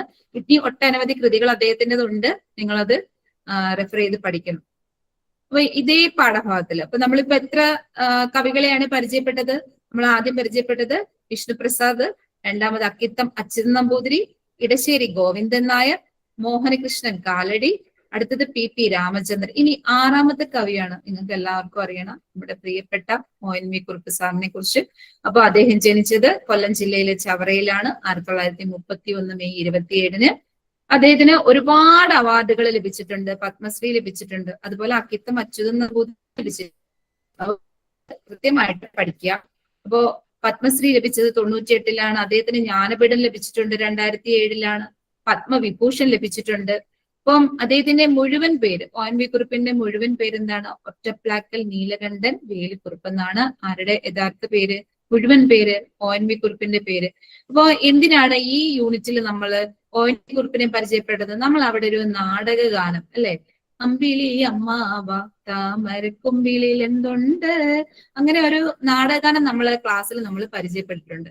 അപ്പൊ അതുമായി ബന്ധപ്പെട്ട് നമുക്ക് ONV കുറുപ്പ് സാറിനെ കുറിച്ചും അവിടെ പരാമർശിക്കേണ്ടതായിട്ടുണ്ട്, പഠിക്കേണ്ടതായിട്ടുണ്ട്. നോക്കിക്കേ, അദ്ദേഹത്തിന്റെ പ്രധാനപ്പെട്ട കൃതികൾ നോക്കാം. കുഞ്ഞേടത്തി, കോതമ്പുമണികൾ, അമ്മ, ഭാരതീയൻ, സൂര്യന്റെ മരണം, ഉപ്പ്, ഉജ്ജയിനി, ഇങ്ങനെ തുടങ്ങുന്ന ONV കുറുപ്പിന്റെ ധാരാളം കൃതികൾ നമുക്ക് പഠിക്കേണ്ടതായിട്ടുണ്ട്.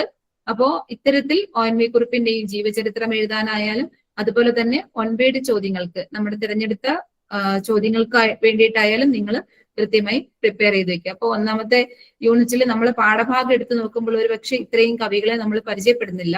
പക്ഷെ ഓരോ കവിതാ ഭാഗവുമായി ബന്ധപ്പെട്ട പഠനത്തിൽ നിങ്ങളുടെ ടീച്ചർ തീർച്ചയായും ഈ മേഖലകളിലൂടെ കടന്നു പോയിട്ടുണ്ട്. ഇത് നമുക്ക് പഠിക്കേണ്ടതായിട്ട് ഉണ്ട്.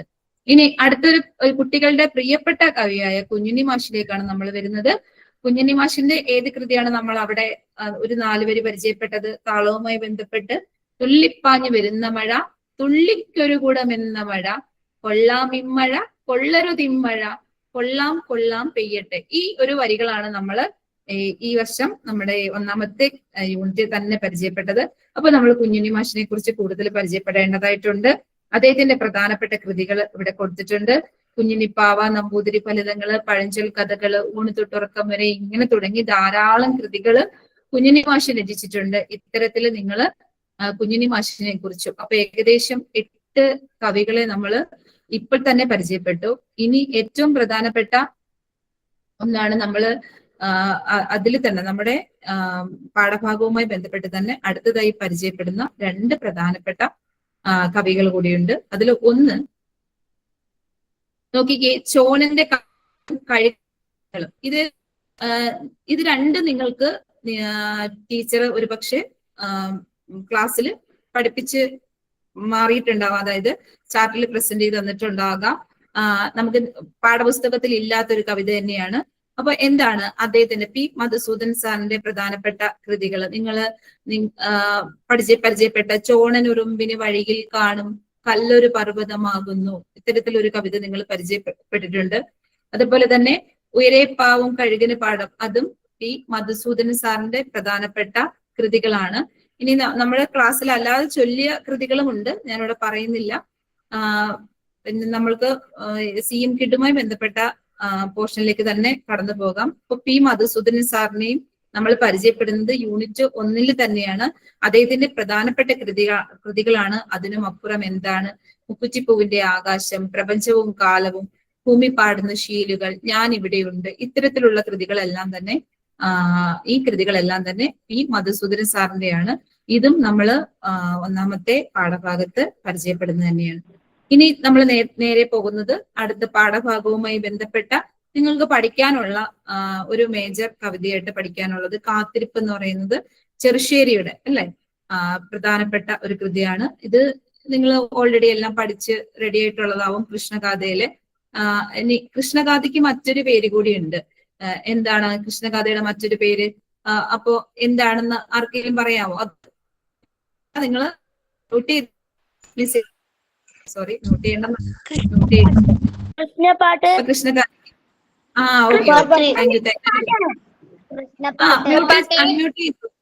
മ്യൂട്ട് ചെയ്തോളൂ കേട്ടോ. ഓക്കെ മാറിപ്പോയതാണ്, എനിക്ക് മാറിപ്പോയതാണ് കേട്ടോ. നിങ്ങൾ മ്യൂട്ട് ചെയ്ത് നിങ്ങൾ മെസ്സേജ് ടൈപ്പ് ചെയ്ത് വിട്ടാൽ മതി കേട്ടോ. അപ്പൊ നോക്കിക്കേ, ചെറുശ്ശേരിയുടെ കൃഷ്ണഗാഥയുടെ മറ്റൊരു ചോദിക്കുമ്പോൾ തന്നെ വെമ്പല് കൊണ്ട് ആൻസർ പറയാനിരിക്കുന്ന മക്കളുടെ മുമ്പിലാണ് നിൽക്കുന്നത്. അതെ അതെ, വെരി ഗുഡ്. അപ്പൊ നോക്കിക്കേ, പ്രാചീന കവിത്രയങ്ങളെ കുറിച്ച് അവിടെ കൃത്യമായി നിങ്ങൾ പരിചയപ്പെട്ടിട്ടുണ്ട്. പ്രാചീന കവിത്രയങ്ങള് ചെറുശ്ശേരി, എഴുത്തച്ഛൻ, കുഞ്ചൻ നമ്പ്യാർ എന്നിവരാണ്. ചെറുശ്ശേരിയെ കുറിച്ച് പറയുമ്പോൾ കൃഷ്ണഗാഥ തന്നെയാണ്. അപ്പൊ കൃഷ്ണഗാഥയുമായി ബന്ധപ്പെട്ട് കൂടുതൽ ഡീറ്റെയിലേക്ക് ഞാൻ പോകുന്നില്ല. ആ കഥകളും കാത്തിരിപ്പിന്റെ കഥകളും അമ്മയുടെ കാത്തിരിപ്പ് എന്തിനു വേണ്ടിയിട്ടുള്ള കാത്തിരിപ്പാണെന്നും കൃഷ്ണൻ എന്താണ് സംഭവിച്ചതെന്നും കൃഷ്ണഗാഥ എന്തിനെ കുറിച്ച് പറയണമെന്നൊക്കെ ഡീറ്റെയിൽ ആയിട്ട് നിങ്ങൾ പഠിച്ചിട്ടുണ്ട്, അറിയാം. ഇനി എഴുത്തച്ഛനെ കുറിച്ച് പറയുമ്പോൾ നമുക്ക് പറയാതിരിക്കാൻ കഴിയില്ല. മലയാള ഭാഷയുടെ പിതാവായ തുഞ്ചത്ത് രാമാനുജൻ എഴുത്തച്ഛനെ കുറിച്ചിട്ട് തന്നെയാണ്. അപ്പോ കുഞ്ചൻ നമ്പ്യാരെ കുറിച്ച് പറയുമ്പോൾ നമുക്കറിയാം എന്താണ്, തുള്ളൽ പ്രസ്ഥാനത്തിന്റെ, ഓട്ടം തുള്ളലിന്റെ ഉപജ്ഞാതാവ്, തുള്ളൽ പ്രസ്ഥാനത്തിന്റെ ഉപജ്ഞാതാവ് എന്നൊക്കെ അറിയപ്പെടുന്ന കുഞ്ചൻ നമ്പ്യാരാണ്. ഇവര് 3 പേരുമാണ് പ്രാചീന കവിത്രയങ്ങൾ. പ്രാചീന കവിത്രയങ്ങളിൽ ത്രയം എന്ന് പറയുമ്പോൾ 3ആണ്. ഏകം 1, ദ്വയം 2, ത്രയം 3. അപ്പൊ 3 പേരാണ്. അതുപോലെ പ്രാചീന കാലത്തുണ്ടായിരുന്ന കവികളെ നമ്മൾ പ്രാചീന കവിത്രയങ്ങളിൽ ഉൾപ്പെടുത്തി. ഏറ്റവും പ്രധാനപ്പെട്ട 3 കവികളാണ് പ്രാചീന കവിത്രയങ്ങളിൽ വരുന്ന ചെറുശ്ശേരി, എഴുത്തച്ഛൻ, കുഞ്ചൻ നമ്പ്യാർ എന്നിവർ. അതുപോലെ തന്നെ ആധുനിക കാലഘട്ടത്തിലെ 3 പ്രസിദ്ധരായ കവികളുണ്ട്. അവരാണ് ആശാൻ, ഉള്ളൂർ, വള്ളത്തോൾ. അപ്പൊ ആധുനിക കവിത്രയങ്ങളും പ്രാചീന കവിത്രയങ്ങളും വളരെ വർഷങ്ങളായിട്ട് തന്നെ നമ്മുടെ LSS പരീക്ഷയുടെ ഒരു ഭാഗം തന്നെയാണ്. നിങ്ങൾക്കും അതുപോലെ തന്നെ പുതിയ സിലബസ് മാറി അല്ലെങ്കിൽ പുതിയ പദ്ധതി മാറി നിങ്ങളുടെ ഉൾപ്പെടുത്തിയിട്ടുണ്ട് പ്രാചീന കവിത്രയങ്ങളും ആധുനിക കവിത്രയങ്ങളും. അതോടൊപ്പം ആ കവിത്രയങ്ങൾ ഉൾപ്പെടുന്നവരെ കുറിച്ച് നിങ്ങൾ ഡീറ്റെയിൽ ആയിട്ട് പഠിക്കുക. ചെറുശ്ശേരി, എഴുത്തച്ഛൻ, കുഞ്ചൻ നമ്പ്യാർ, അതുപോലെ ആശാൻ, ഉള്ളൂർ, വള്ളത്തോൾ. അപ്പൊ ഇത്രയാണ് നമ്മള് വിഷ്ണുപ്രസാദ് എന്ന കവിയിൽ തുടങ്ങി ചെറുശ്ശേരി വരെ നീണ്ടു നിൽക്കുന്ന ഒരു നിരയാണ് നമ്മുടെ ഒരു യൂണിറ്റ് ഉള്ളത്. നമുക്ക് പഠിക്കാനുള്ള പാഠഭാഗങ്ങൾ, യൂണിറ്റുകൾ ഏകദേശം 5 എണ്ണമാണ്, നന്നാവാൻ 1-ാവാൻ വരെ, അല്ലെ? അപ്പോ ഓരോ യൂണിറ്റിലും എത്രത്തോളം കവികളെ കുറിച്ചാണ് പഠിക്കാനുള്ളത്, അല്ലെങ്കിൽ രചയിതാക്കളെ കുറിച്ചാണ് നമുക്ക് പഠിക്കാനുള്ളതെന്ന് നിങ്ങൾ മനസ്സിലാക്കേണ്ടതായിട്ടുണ്ട്.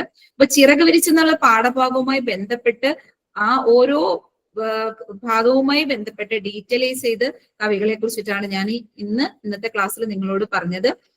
അതില് വിഷ്ണുപ്രസാദ് സാറ്, അക്കിത്തം അച്യുതൻ നമ്പൂരി, ഇടശ്ശേരി ഗോവിന്ദൻ നായർ, മോഹനകൃഷ്ണൻ കാലടി, പി രാമചന്ദ്രൻ, അതുപോലെ ONV കുറുപ്പ്, കുഞ്ഞുണ്ണി മാഷ്, പി മധുസൂദനൻ, ചെറുശ്ശേരി, ഇങ്ങനെ തുടങ്ങുന്ന ഒരു നിരയാണ് നമ്മുടെ മലയാളം നമുക്ക് 1-ാമത്തെ യൂണിറ്റിൽ മാത്രം പഠിക്കാനുള്ളത്. അപ്പോൾ അതിൽ എന്തൊക്കെ പഠിക്കണം? കവികളെ കുറിച്ച് പഠിക്കണം, അവരുടെ ജീവചരിത്രം പഠിക്കണം, അവരുടെ കൃതികൾ പഠിക്കണം, അവർക്ക് ലഭ്യമായ അവാർഡുകൾ പഠിക്കണം. അവാർഡുകൾ പഠിക്കുമ്പോൾ ശ്രദ്ധിക്കേണ്ടത്, അവർക്ക് ലഭിച്ച അവാർഡുകളിൽ കറണ്ടിലി ലഭിച്ച ആളുകളെയും അവരുടെ കൃതികളെ കുറിച്ച് പഠിക്കണം. അതോടൊപ്പം തന്നെ ഇവരുടെ തൂലികാ നാമങ്ങൾ പഠിക്കണം. ഇപ്പൊ ശക്തിയുടെ കവി ഇടശ്ശേരി, ആ രീതിയിൽ ഈ കവികളുമായി ബന്ധപ്പെട്ട് മറ്റ് പരാമർശങ്ങൾ ഉണ്ടെങ്കിൽ അത് നിങ്ങൾ പഠിച്ചു വെക്കണം. ഇത്രയും പഠിക്കുമ്പോൾ നമ്മൾ ആ ഒരു പോർഷൻ, കവികൾ എന്നുള്ള പോർഷൻ കവർ ചെയ്ത് കഴിഞ്ഞു ഒരു യൂണിറ്റിൽ. ഇനി അടുത്ത യൂണിറ്റ് എടുക്കുമ്പോഴും ഇതുപോലെ ഇത്തരത്തില് കവികളും രചയിതാക്കളും ആ കൂട്ടത്തിലും വരും. ഇവിടെ ഞാൻ ചോദിച്ച ചോദ്യം, തലയും കുത്തി എന്ന പുസ്തകം രചിച്ചത് ആരാണെന്ന് വീട്ടില്ല തോന്നുന്നുണ്ട്, ഞാൻ കാണാത്തതാണോ എന്നറിയില്ല. ഓക്കെ, അടുത്തതായിട്ട് വിവരണാത്മക ചോദ്യങ്ങളിലേക്ക് പോവുകയാണ്. ഇതിപ്പോ വിവരണാത്മക ചോദ്യങ്ങൾ പറഞ്ഞേക്കുന്നത് നമ്മുടെ മലയാള പുസ്തകവുമായി ബന്ധപ്പെട്ട് ഏകദേശ പ്രാധാന്യമുള്ള ചില ഭാഗങ്ങളാണ്. ഈ യൂണിറ്റ് 1-മായി ബന്ധപ്പെടുത്തിയതല്ല, മൊത്തത്തിലുള്ളതാണ് പറഞ്ഞേക്കുന്നത്. നമുക്ക് 1-ാമത്തെ പാഠഭാഗത്തിൽ തന്നെ നമ്മൾ റോൾ പ്ലേയുമായി ബന്ധപ്പെട്ട് സംഭാഷണ രചന നടത്തുന്നുണ്ട്, അല്ലെ? അതുപോലെ കത്ത്, നമ്മുടെ പട്ടൂസിന്റെ പാഠവുമായി ബന്ധപ്പെട്ട് നമ്മൾ കത്ത് എഴുതാൻ പഠിക്കുന്നുണ്ട്. അതുപോലെ ഡയറി, ഇഷ്ടപ്പെട്ട അതായത് ഒരു കൃതിയിലെ നിങ്ങൾക്ക് ഇഷ്ടപ്പെട്ട കഥാപാത്രത്തെ കുറിച്ചൊരു വിവരണം, എന്തുകൊണ്ടാണ് കഥാപാത്രത്തെ ഇഷ്ടപ്പെട്ട, ആ രീതിയിൽ കഥാപാത്ര വിവരണം നടത്തുന്നുണ്ട്. വരികൾ, കവിത എഴുതാൻ പഠിക്കുന്നത് നമ്മൾ താളം പഠിക്കുന്ന 1-ാമത്തെ യൂണിറ്റ് തൊട്ടാണ് നമ്മൾ കവിത എഴുതാൻ പഠിക്കുന്നത്, അല്ലെ? അവിടെ കവിത എഴുതാൻ പഠിക്കുമ്പോൾ നമ്മൾ എന്താണ്, താളമാണ് ആദ്യം പഠിച്ചത്, അല്ലെ? നമ്മൾ പിന്നെ എന്താണ്, വരികൾ എഴുതുമ്പോൾ അക്ഷരങ്ങളുടെ കാര്യം പറഞ്ഞല്ലേ, ഓരോ വരിയിലും ഉണ്ടാകുന്ന വാക്കുകളിൽ എത്ര അക്ഷരങ്ങൾ ഉണ്ടാകണം. അപ്പൊ ആദ്യത്തെ വരിയില് ഇപ്പോ മൂന്ന് അക്ഷരം വരുന്ന ഒരു വാക്ക്, അങ്ങനത്തെ ഒരു 4 വാക്കാണുള്ളതെങ്കിൽ അടുത്ത വരിയിൽ ആ രീതിയിൽ മാത്രമേ നമ്മൾ പഠിച്ചിട്ടുള്ളൂ കവിതയിൽ എങ്ങനെയാണ് എഴുതുന്നത്. പിന്നെ നമ്മൾ താളം കൊടുത്തു, താളം ശരിയാവുന്നില്ലെങ്കിൽ വാക്കുകൾ മാറ്റി, ഇങ്ങനെയാണ് നമ്മൾ കവിത എഴുതാൻ പഠിച്ചത്. അപ്പോൾ ഒരു കവിത തന്നാല് ആ കവിതയുടെ തുടർച്ചയായിട്ട് അതിന്റെ വരികൾ എഴുതുമ്പോൾ നമ്മൾ ശ്രദ്ധിക്കേണ്ട കാര്യങ്ങൾ ഞാൻ ബാക്കിലേക്ക് പോകുമ്പോൾ പറയാം. ഇപ്പൊ നമുക്ക് ഏതൊക്കെ വ്യവഹാര രൂപങ്ങളിൽ നിന്ന് പരിചയപ്പെടാം. ഇനി കവിതാരചന കഴിഞ്ഞു, പദ്യത്തെ ഗദ്യമാക്കാൻ അല്ലെ, ഇപ്പോഴത്തെ ഒരു പുതിയൊരു രീതി പ്രകാരം വന്നാണ് പദ്യത്തെ ഗദ്യമാക്കാനും അതുപോലെ ഗദ്യത്തിൽ തന്നതിനെ പദ്യത്തിലേക്ക് മാറ്റാൻ. പിന്നെ അതുപോലെ തന്നെ താരതമ്യക്കുറിപ്പ്. എന്താണ് താരതമ്യക്കുറിപ്പ്? അപ്പോ രണ്ട് കവിതകൾ തന്നിട്ട് ആ കവിതകളിലെ ചിലപ്പോൾ വ്യത്യസ്തമായ പ്രമേയമായിരിക്കാം, അല്ലെങ്കിൽ കഥകൾ വ്യത്യസ്തമായതായിരിക്കും. രണ്ടിനെയും കൂടെ താരതമ്യം ചെയ്ത് എഴുതണം. അവിടെ എഴുതുമ്പോൾ നിങ്ങൾ ആ കവിത എഴുതിയ കവിയുടെ പേര് തന്നിട്ടുണ്ടെങ്കിൽ പേര് പരാമർശിച്ചുകൊണ്ടും അദ്ദേഹത്തിന്റെ രചന പരാമർശിച്ചും കൊണ്ട് തന്നെ നിങ്ങൾക്ക് താരതമ്യക്കുറിപ്പ് രേഖപ്പെടുത്താം. അതുപോലെ തന്നെ ഏറ്റവും പ്രധാനപ്പെട്ട ഒന്നാണ് രചനാ പരിചയക്കുറിപ്പ്. അതിലേക്കും വരാം നമുക്ക്.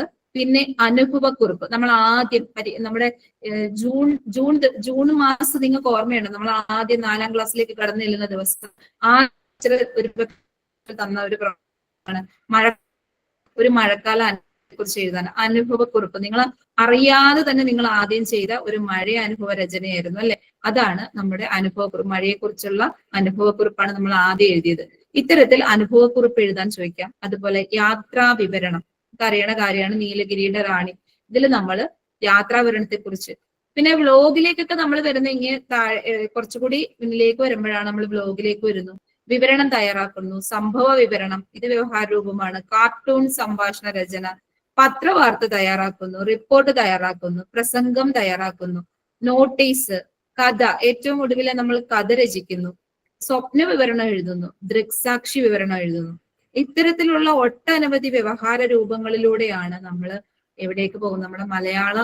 നമ്മുടെ മലയാളം പാഠപുസ്തകം, ഈ വർഷത്തെ പാഠപുസ്തകം കടന്നു പോകുന്നത്. ഇപ്പൊ കഴിഞ്ഞ വർഷം ഇത് ഉണ്ടായിരുന്നില്ല ചോദിച്ചാൽ കഴിഞ്ഞ വർഷവും ഇത്തരത്തിലുള്ള വ്യവഹാര രൂപങ്ങൾ ഉണ്ടായിരുന്നു. പക്ഷെ പുതിയതായി കുറച്ച് വ്യവഹാര രൂപങ്ങളൊക്കെ നമ്മൾ പരിചയപ്പെടുന്നത് ഈ വർഷമാണ്. അതുപോലെ വിവരണാത്മക ചോദ്യങ്ങളുടെ ഭാഗമായിട്ട് നമ്മുടെ 1ാമത്തെ പാഠഭാഗത്തിൽ നമ്മൾ പഠിച്ച കുറെ കാര്യങ്ങളാണ് പറയുന്നത്.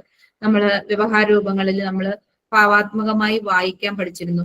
പിന്നെ നമ്മൾ ചിത്രം വരയ്ക്കാൻ പഠിച്ചു. അവിടെ നമ്മൾ കവിതാരചന പഠിച്ചു, താളമിട്ട് കവിത ചൊല്ലാൻ, പാവനിർമ്മാണം, പാവനാടകം, ഡയറി എഴുതാൻ നമ്മൾ തുടക്കത്തിൽ തന്നെ ഡയറി എഴുതി തുടങ്ങി, മലയാളം ഡയറി എഴുതി തുടങ്ങി അല്ലെ.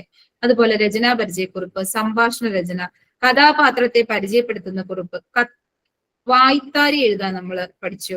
യാത്രാനുഭവം വിവരണം, ഇത് യാത്രാനുഭവ വിവരണം എഴുതാൻ പഠിച്ചു. ഇത്തരത്തില് ഒട്ടനവധി വിവരണാത്മക ചോദ്യങ്ങളുടെ ഭാഗമായിട്ട് 1ാമത്തെ യൂണിറ്റിലും നമ്മൾ പരിചയപ്പെട്ടിട്ടുണ്ട്. അപ്പൊ നമുക്ക് രചനാ പരിചയക്കുറിപ്പ് കിട്ടുന്നില്ല, നന്നായിട്ട് കിട്ടുന്നില്ലേ? കേൾക്കുന്നുണ്ടോ പറയുന്നത്?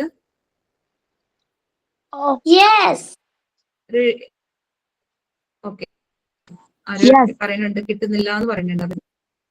ഓക്കെ, നോക്കൂ, നമ്മൾ കത്ത് തയ്യാറാക്കുന്നു, ഡയറി തയ്യാറാക്കുന്നു അല്ലെ. നമ്മൾ കത്തൊക്കെ തയ്യാറാക്കുന്ന സമയത്ത് നമ്മുടെ നിലവിൽ പല പുസ്തകങ്ങളും നിങ്ങളുടെ കയ്യിൽ ലഭ്യമായിട്ടുണ്ടാവാം. അതിലൊക്കെ കത്തിന്റെയൊക്കെ മോഡൽ കൊടുത്തേക്കുന്ന, അല്ലെങ്കിൽ നമ്മുടെ ഡയറിയുടെ ഒക്കെ മോഡൽ കൊടുത്തേക്കുന്നതിലൊക്കെ ഒരുപാട് ചെറിയ ചെറിയ ചെറിയ മിസ്റ്റേക്കുകളൊക്കെ കാണുന്നുണ്ട്.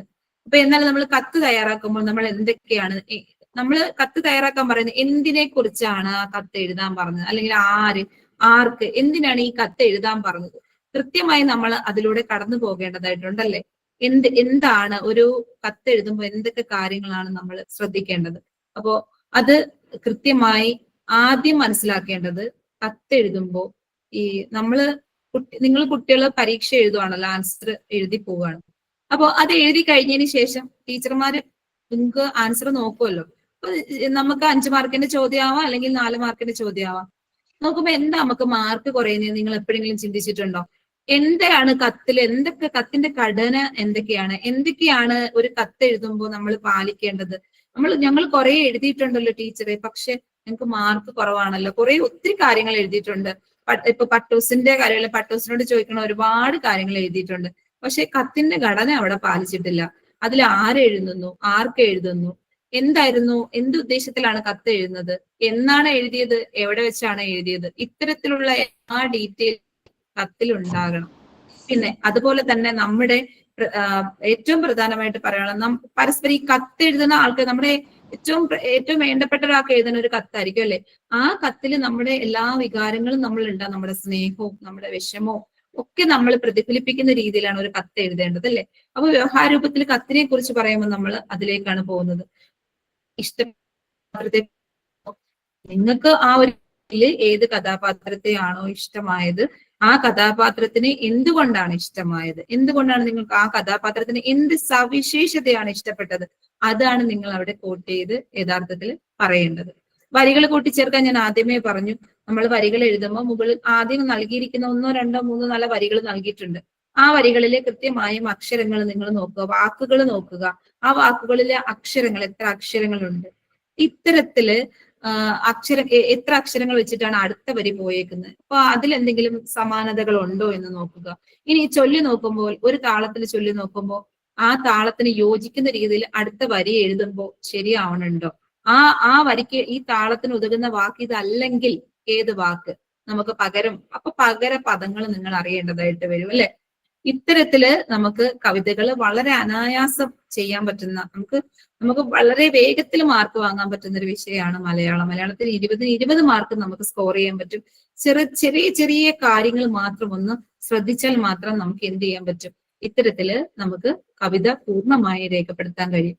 അതുപോലെ പദ്യത്തെ ഗദ്യമാക്കാൻ, പദ്യത്തെ ഗദ്യരൂപത്തിലേക്ക് മാറ്റുക എന്ന് പറയുമ്പോൾ എന്താ നമ്മൾ അവിടെ ഏറ്റവും കൂടുതൽ പ്രധാനമായിട്ട് ശ്രദ്ധിക്കേണ്ടത്, ആ പദ്യത്തിന്റെ ഓരോ വരിയുടെയും അർത്ഥം എഴുതി വെക്കുക എന്നുള്ളതല്ല, മറിച്ച് ആ പദ്യം ഒരു കഥാരൂപത്തിലേക്ക് മാറ്റിയാൽ എങ്ങനെ ഉണ്ടാകും, ആ ഒരു പിന്നെ കുറച്ചുകൂടി എഴുതിയാൽ എങ്ങനെയുണ്ടാകും, ആ രീതിയിലേക്കാണ്. അല്ലാതെ ഓരോ വരിയുടെയും അർത്ഥം എടുത്ത് താഴെ എഴുതി വെക്കുകയല്ല, അല്ലെങ്കിൽ അതിനെ കുറച്ചുകൂടി ഒന്ന് വർണ്ണിച്ച് അതിന്റെ ഒരു അതിനെ കുറച്ച് പ്രയോഗ ഭംഗികളൊക്കെ കൊടുത്തുകൊണ്ട് നമ്മൾ എഴുതുകയാണ് ഗദ്യരൂപത്തിലേക്ക് ചെയ്യേണ്ടത്. അപ്പൊ കുറച്ചുകൂടി ആധികാരികമായിട്ട് നമ്മൾ ക്ലാസ്സിൽ നിരന്തരം ചെയ്യുന്ന ഒരു പ്രവർത്തനം തന്നെയാണ്.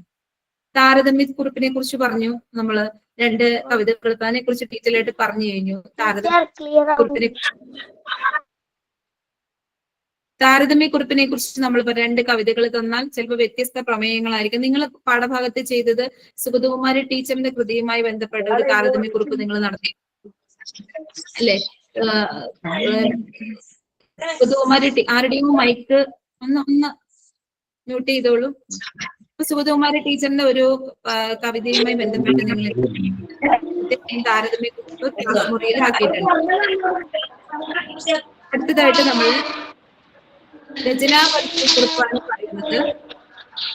ആരുടെ ഒരാളുടെ മൈക്ക് ഒന്ന് രചനാപരിചയ കുറിപ്പിനെ കുറിച്ചാണ്. മക്കൾക്ക് ഇപ്പൊ ചില മക്കൾക്കൊക്കെ സംശയങ്ങൾ ചോദിച്ചത് രചനാപരിചയ കുറിപ്പല്ല. അതായത് വളരെ സിമ്പിൾ ആയിട്ട് പറഞ്ഞു കഴിഞ്ഞാൽ നമ്മൾ ഒരു സിനിമാശാലയില് നമ്മളൊരു സിനിമ കാണാൻ പോകുന്നു. അപ്പൊ നമ്മുടെ കൂട്ടത്തിലുള്ള ഒരു കുട്ടി അല്ലെങ്കിൽ നമ്മുടെ ഏറ്റവും അടുത്തൊരു കൂട്ടുകാരൻ ആ സിനിമ കണ്ടിട്ടില്ല. അപ്പൊ നമുക്ക് സിനിമ കാണാൻ പോകാൻ പറ്റിയില്ല. അപ്പൊ നമ്മൾ എന്ത് ചെയ്യും, അവനോട് ആ സിനിമയെ കുറിച്ച് കഥ പറഞ്ഞു കൊടുക്കും അല്ലെ, ഇങ്ങനെയൊക്കെയാണ്, ഇങ്ങനെയൊക്കെ സംഭവം. അപ്പൊ അതിൽ ചില സൂത്രക്കാരെന്ത് ചെയ്യുന്ന വെച്ച് കഴിഞ്ഞാൽ ക്ലൈമാക്സ് ഒന്നും പറയില്ല. എന്ത് ചെയ്യും, അവരോട് പറയും നീ പോയി കാണാൻ നോക്ക്, കഥ ഭയങ്കര സംഭവമായിട്ടുണ്ട് എന്ന് പറഞ്ഞിട്ട് ചില സൂത്രക്കാർ ഇങ്ങനെ വിടും. അപ്പൊ കഥ മുഴുവൻ നമുക്ക് പറഞ്ഞു കൊടുക്കണ്ട, എന്നാൽ നമുക്ക് ആ രചനയെ പരിചയപ്പെടുത്തണം. രചനാ പരിചയക്കുറിപ്പിന്റെ നിങ്ങൾക്ക് മനസ്സിലാവുന്ന ഒരു തരത്തിൽ പറഞ്ഞു എന്നുള്ളതേ ഉള്ളൂ. ഞാൻ സിനിമാ കഥ അല്ല ഉദ്ദേശിച്ചത്. അപ്പൊ നിങ്ങൾ ഒരു കഥാപുസ്തകം വായിച്ചു, ഇപ്പൊ ആമയുടെയും മുയലിന്റെ കഥ തന്നെ ആയിക്കോട്ടെ, ഏറ്റവും നഴ്സറി കാലം തൊട്ടേ നിങ്ങൾ പഠിക്കുന്ന ഒരു കഥയാണ്. ഈ ആമയും മുയലിന്റെയും കഥ മറ്റൊരാൾക്ക്, അറിയാത്ത ഒരാൾക്ക് നമുക്ക് പറഞ്ഞു കൊടുക്കണം. നമ്മൾ എങ്ങനെയാ പറഞ്ഞു കൊടുക്കുക, നമ്മൾ ഇങ്ങനെ ആമയും മുയലിന്റെ ഒരു കഥ വായിച്ചു, ഞാനത് ആമ ഇങ്ങനെ ചെയ്തു, മുയൽ ഇങ്ങനെ ചെയ്തു, അങ്ങനെ അല്ല. നമ്മൾ രചനാ പരിചയക്കുറിപ്പിൽ അത്ര നമ്മൾ ഡീറ്റെയിലൈസ് ചെയ്ത് കഥയെക്കുറിച്ച് വർണ്ണിക്കുന്നില്ല. അതായത് രചനാ പരിചയക്കുറിപ്പ് നമ്മൾ വായിക്കുമ്പോൾ ആ രചന വായിക്കാനുള്ള ഒരു കൗതുകം, ഒരു ത്വര വായിക്കുന്ന ആൾക്ക് ഉണ്ടാകണം. അതിനു വേണ്ടിയിട്ട് നമ്മൾ എന്ത് ചെയ്യണം, കൃത്യമായ രചനയെക്കുറിച്ച് നമ്മൾ പരിചയപ്പെടുത്തുന്നു, ആരുടെ രചനയാണെന്ന് പരിചയപ്പെടുത്തുന്നു, ആരെഴുതിയ രചനയാണ്, ആ രചനയുടെ പേരെന്താണെന്ന് നമ്മൾ പരിചയപ്പെടുത്തുന്നു. നിങ്ങൾ വായിച്ച ആ രചനയെക്കുറിച്ച് ഒരു ആമുഖം പോലെ ചില കാര്യങ്ങൾ മാത്രം പരാമർശിച്ചു കൊടുക്കുന്നു. അതിലെ പ്രധാനപ്പെട്ട സംഭവങ്ങൾ 1 2 സംഭവങ്ങൾ എടുത്ത് പറയുന്നു. എന്താണ്, ഇനി എല്ലാം കൗതുകമോ മനോഹരമായ അതിലെ വരികളെ കുറിച്ച്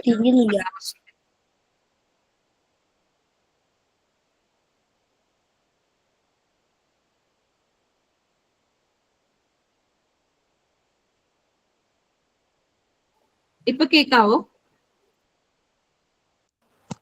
കേൾക്കുന്നില്ല. ഓക്കെ ഓക്കെ യെസ് കേൾക്കാം. വെയിറ്റ് ചെയ്യണം. യെസ് കേൾക്കുന്നുണ്ട്. ഇപ്പൊ കേൾക്കുന്നുണ്ട്. കേൾക്കുന്നുണ്ട് ടീച്ചറെ. കേൾക്കുന്നുണ്ട് ടീച്ചറെ. ഓക്കെ കേൾക്കുന്നുണ്ട്. ഓക്കെ. ഇപ്പൊ നമ്മൾ എവിടെ പറഞ്ഞത് രചനാ പരിചയക്കുറിപ്പാണ് അല്ലേ? രചനാ സ്റ്റിക്കർ പരിചയക്കുറിപ്പിനെ ഇടല്ലേ? പറഞ്ഞത് നിങ്ങൾ രചനാ പരിചയക്കുറിപ്പിനെ കുറിച്ച് എല്ലാം കേട്ടോ എന്ന് എനിക്കറിയില്ല. നമ്മൾ അതിന്റെ സൂചകങ്ങള് ആരുടെയും മൈക്ക് ഒന്ന് മ്യൂട്ട് ചെയ്തോളൂ കേട്ടോ മക്കളെ. അപ്പൊ നോക്കൂ, രചനാ പരിചയക്കുറിപ്പിനെ കുറിച്ചാണ് ഞാനിവിടെ. സ്റ്റിക്കർ ഇടരുത് പറയും. നിങ്ങൾ കേട്ടിട്ടില്ലെങ്കിൽ തുടരുക കേട്ടോ. തൊട്ട് കഴിഞ്ഞാൽ ചെയ്യാൻ പറ്റുന്ന ടീച്ചറെ മനസ്സിലാവുന്നില്ല.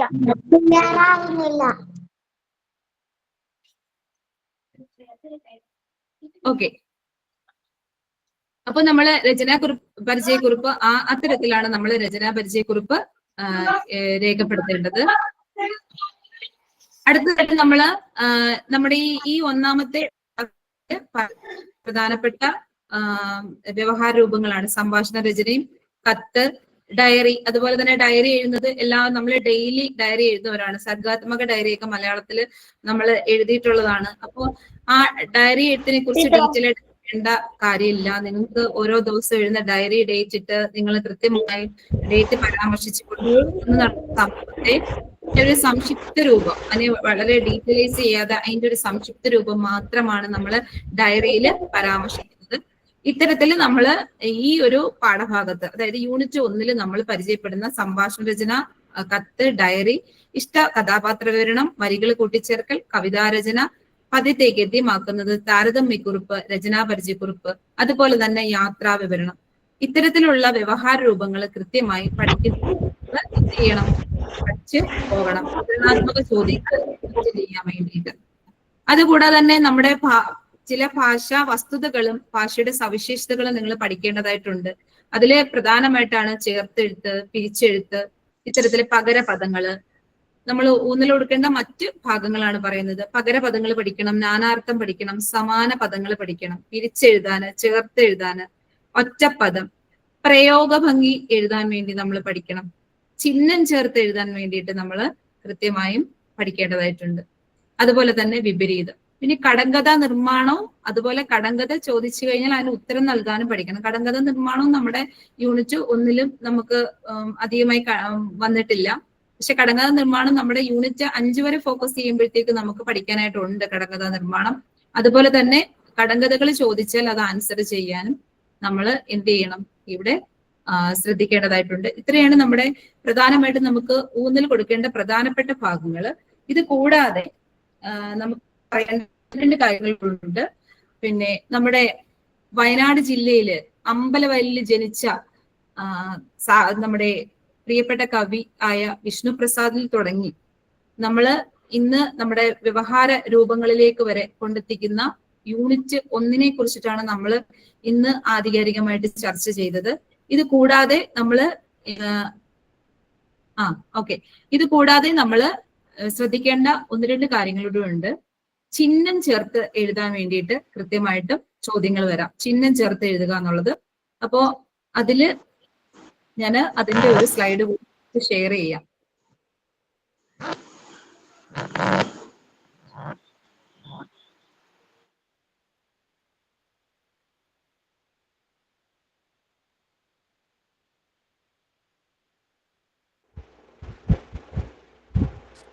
കേൾക്കുന്നില്ല. ഒന്നും പറഞ്ഞിട്ടില്ല. സ്ലൈഡ് കൂടി ഷെയർ ചെയ്യാം കേട്ടോ.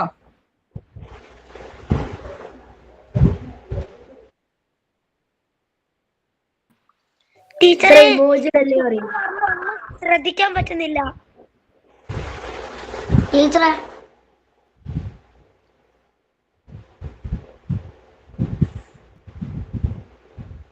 കുട്ടികളെ ഈ ഇമോജി ഇടല്ലേന്ന് തുടക്കത്തിലെ പറഞ്ഞതാണ്. എന്തിനാ ഇത്ര ഇമോജി ഇടുന്നത്?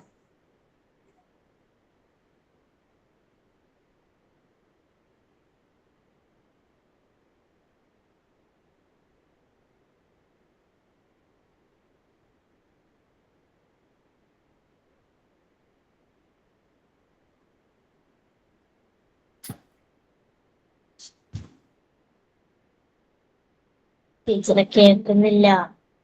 ടീച്ചർ പറയണില്ല. നിങ്ങൾക്ക് ഇപ്പൊ ഞാൻ നോക്കിക്കോളൂ. സ്ക്രീൻ കാണാൻ കഴിയുന്നുണ്ടോ? ഒന്നും മനസ്സിലാവുന്നില്ല.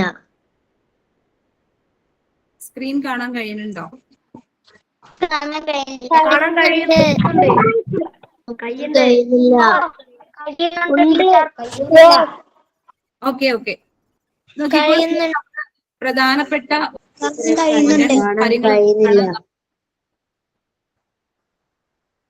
എല്ലാവർക്കും കാണാൻ കഴിയണില്ലേ? അതോ ഒന്നോ രണ്ടോ പേർക്ക് കാണാൻ കഴിയാത്തതാണോ? ടീച്ചർ സ്റ്റക്ക് ആവുന്നുണ്ട്.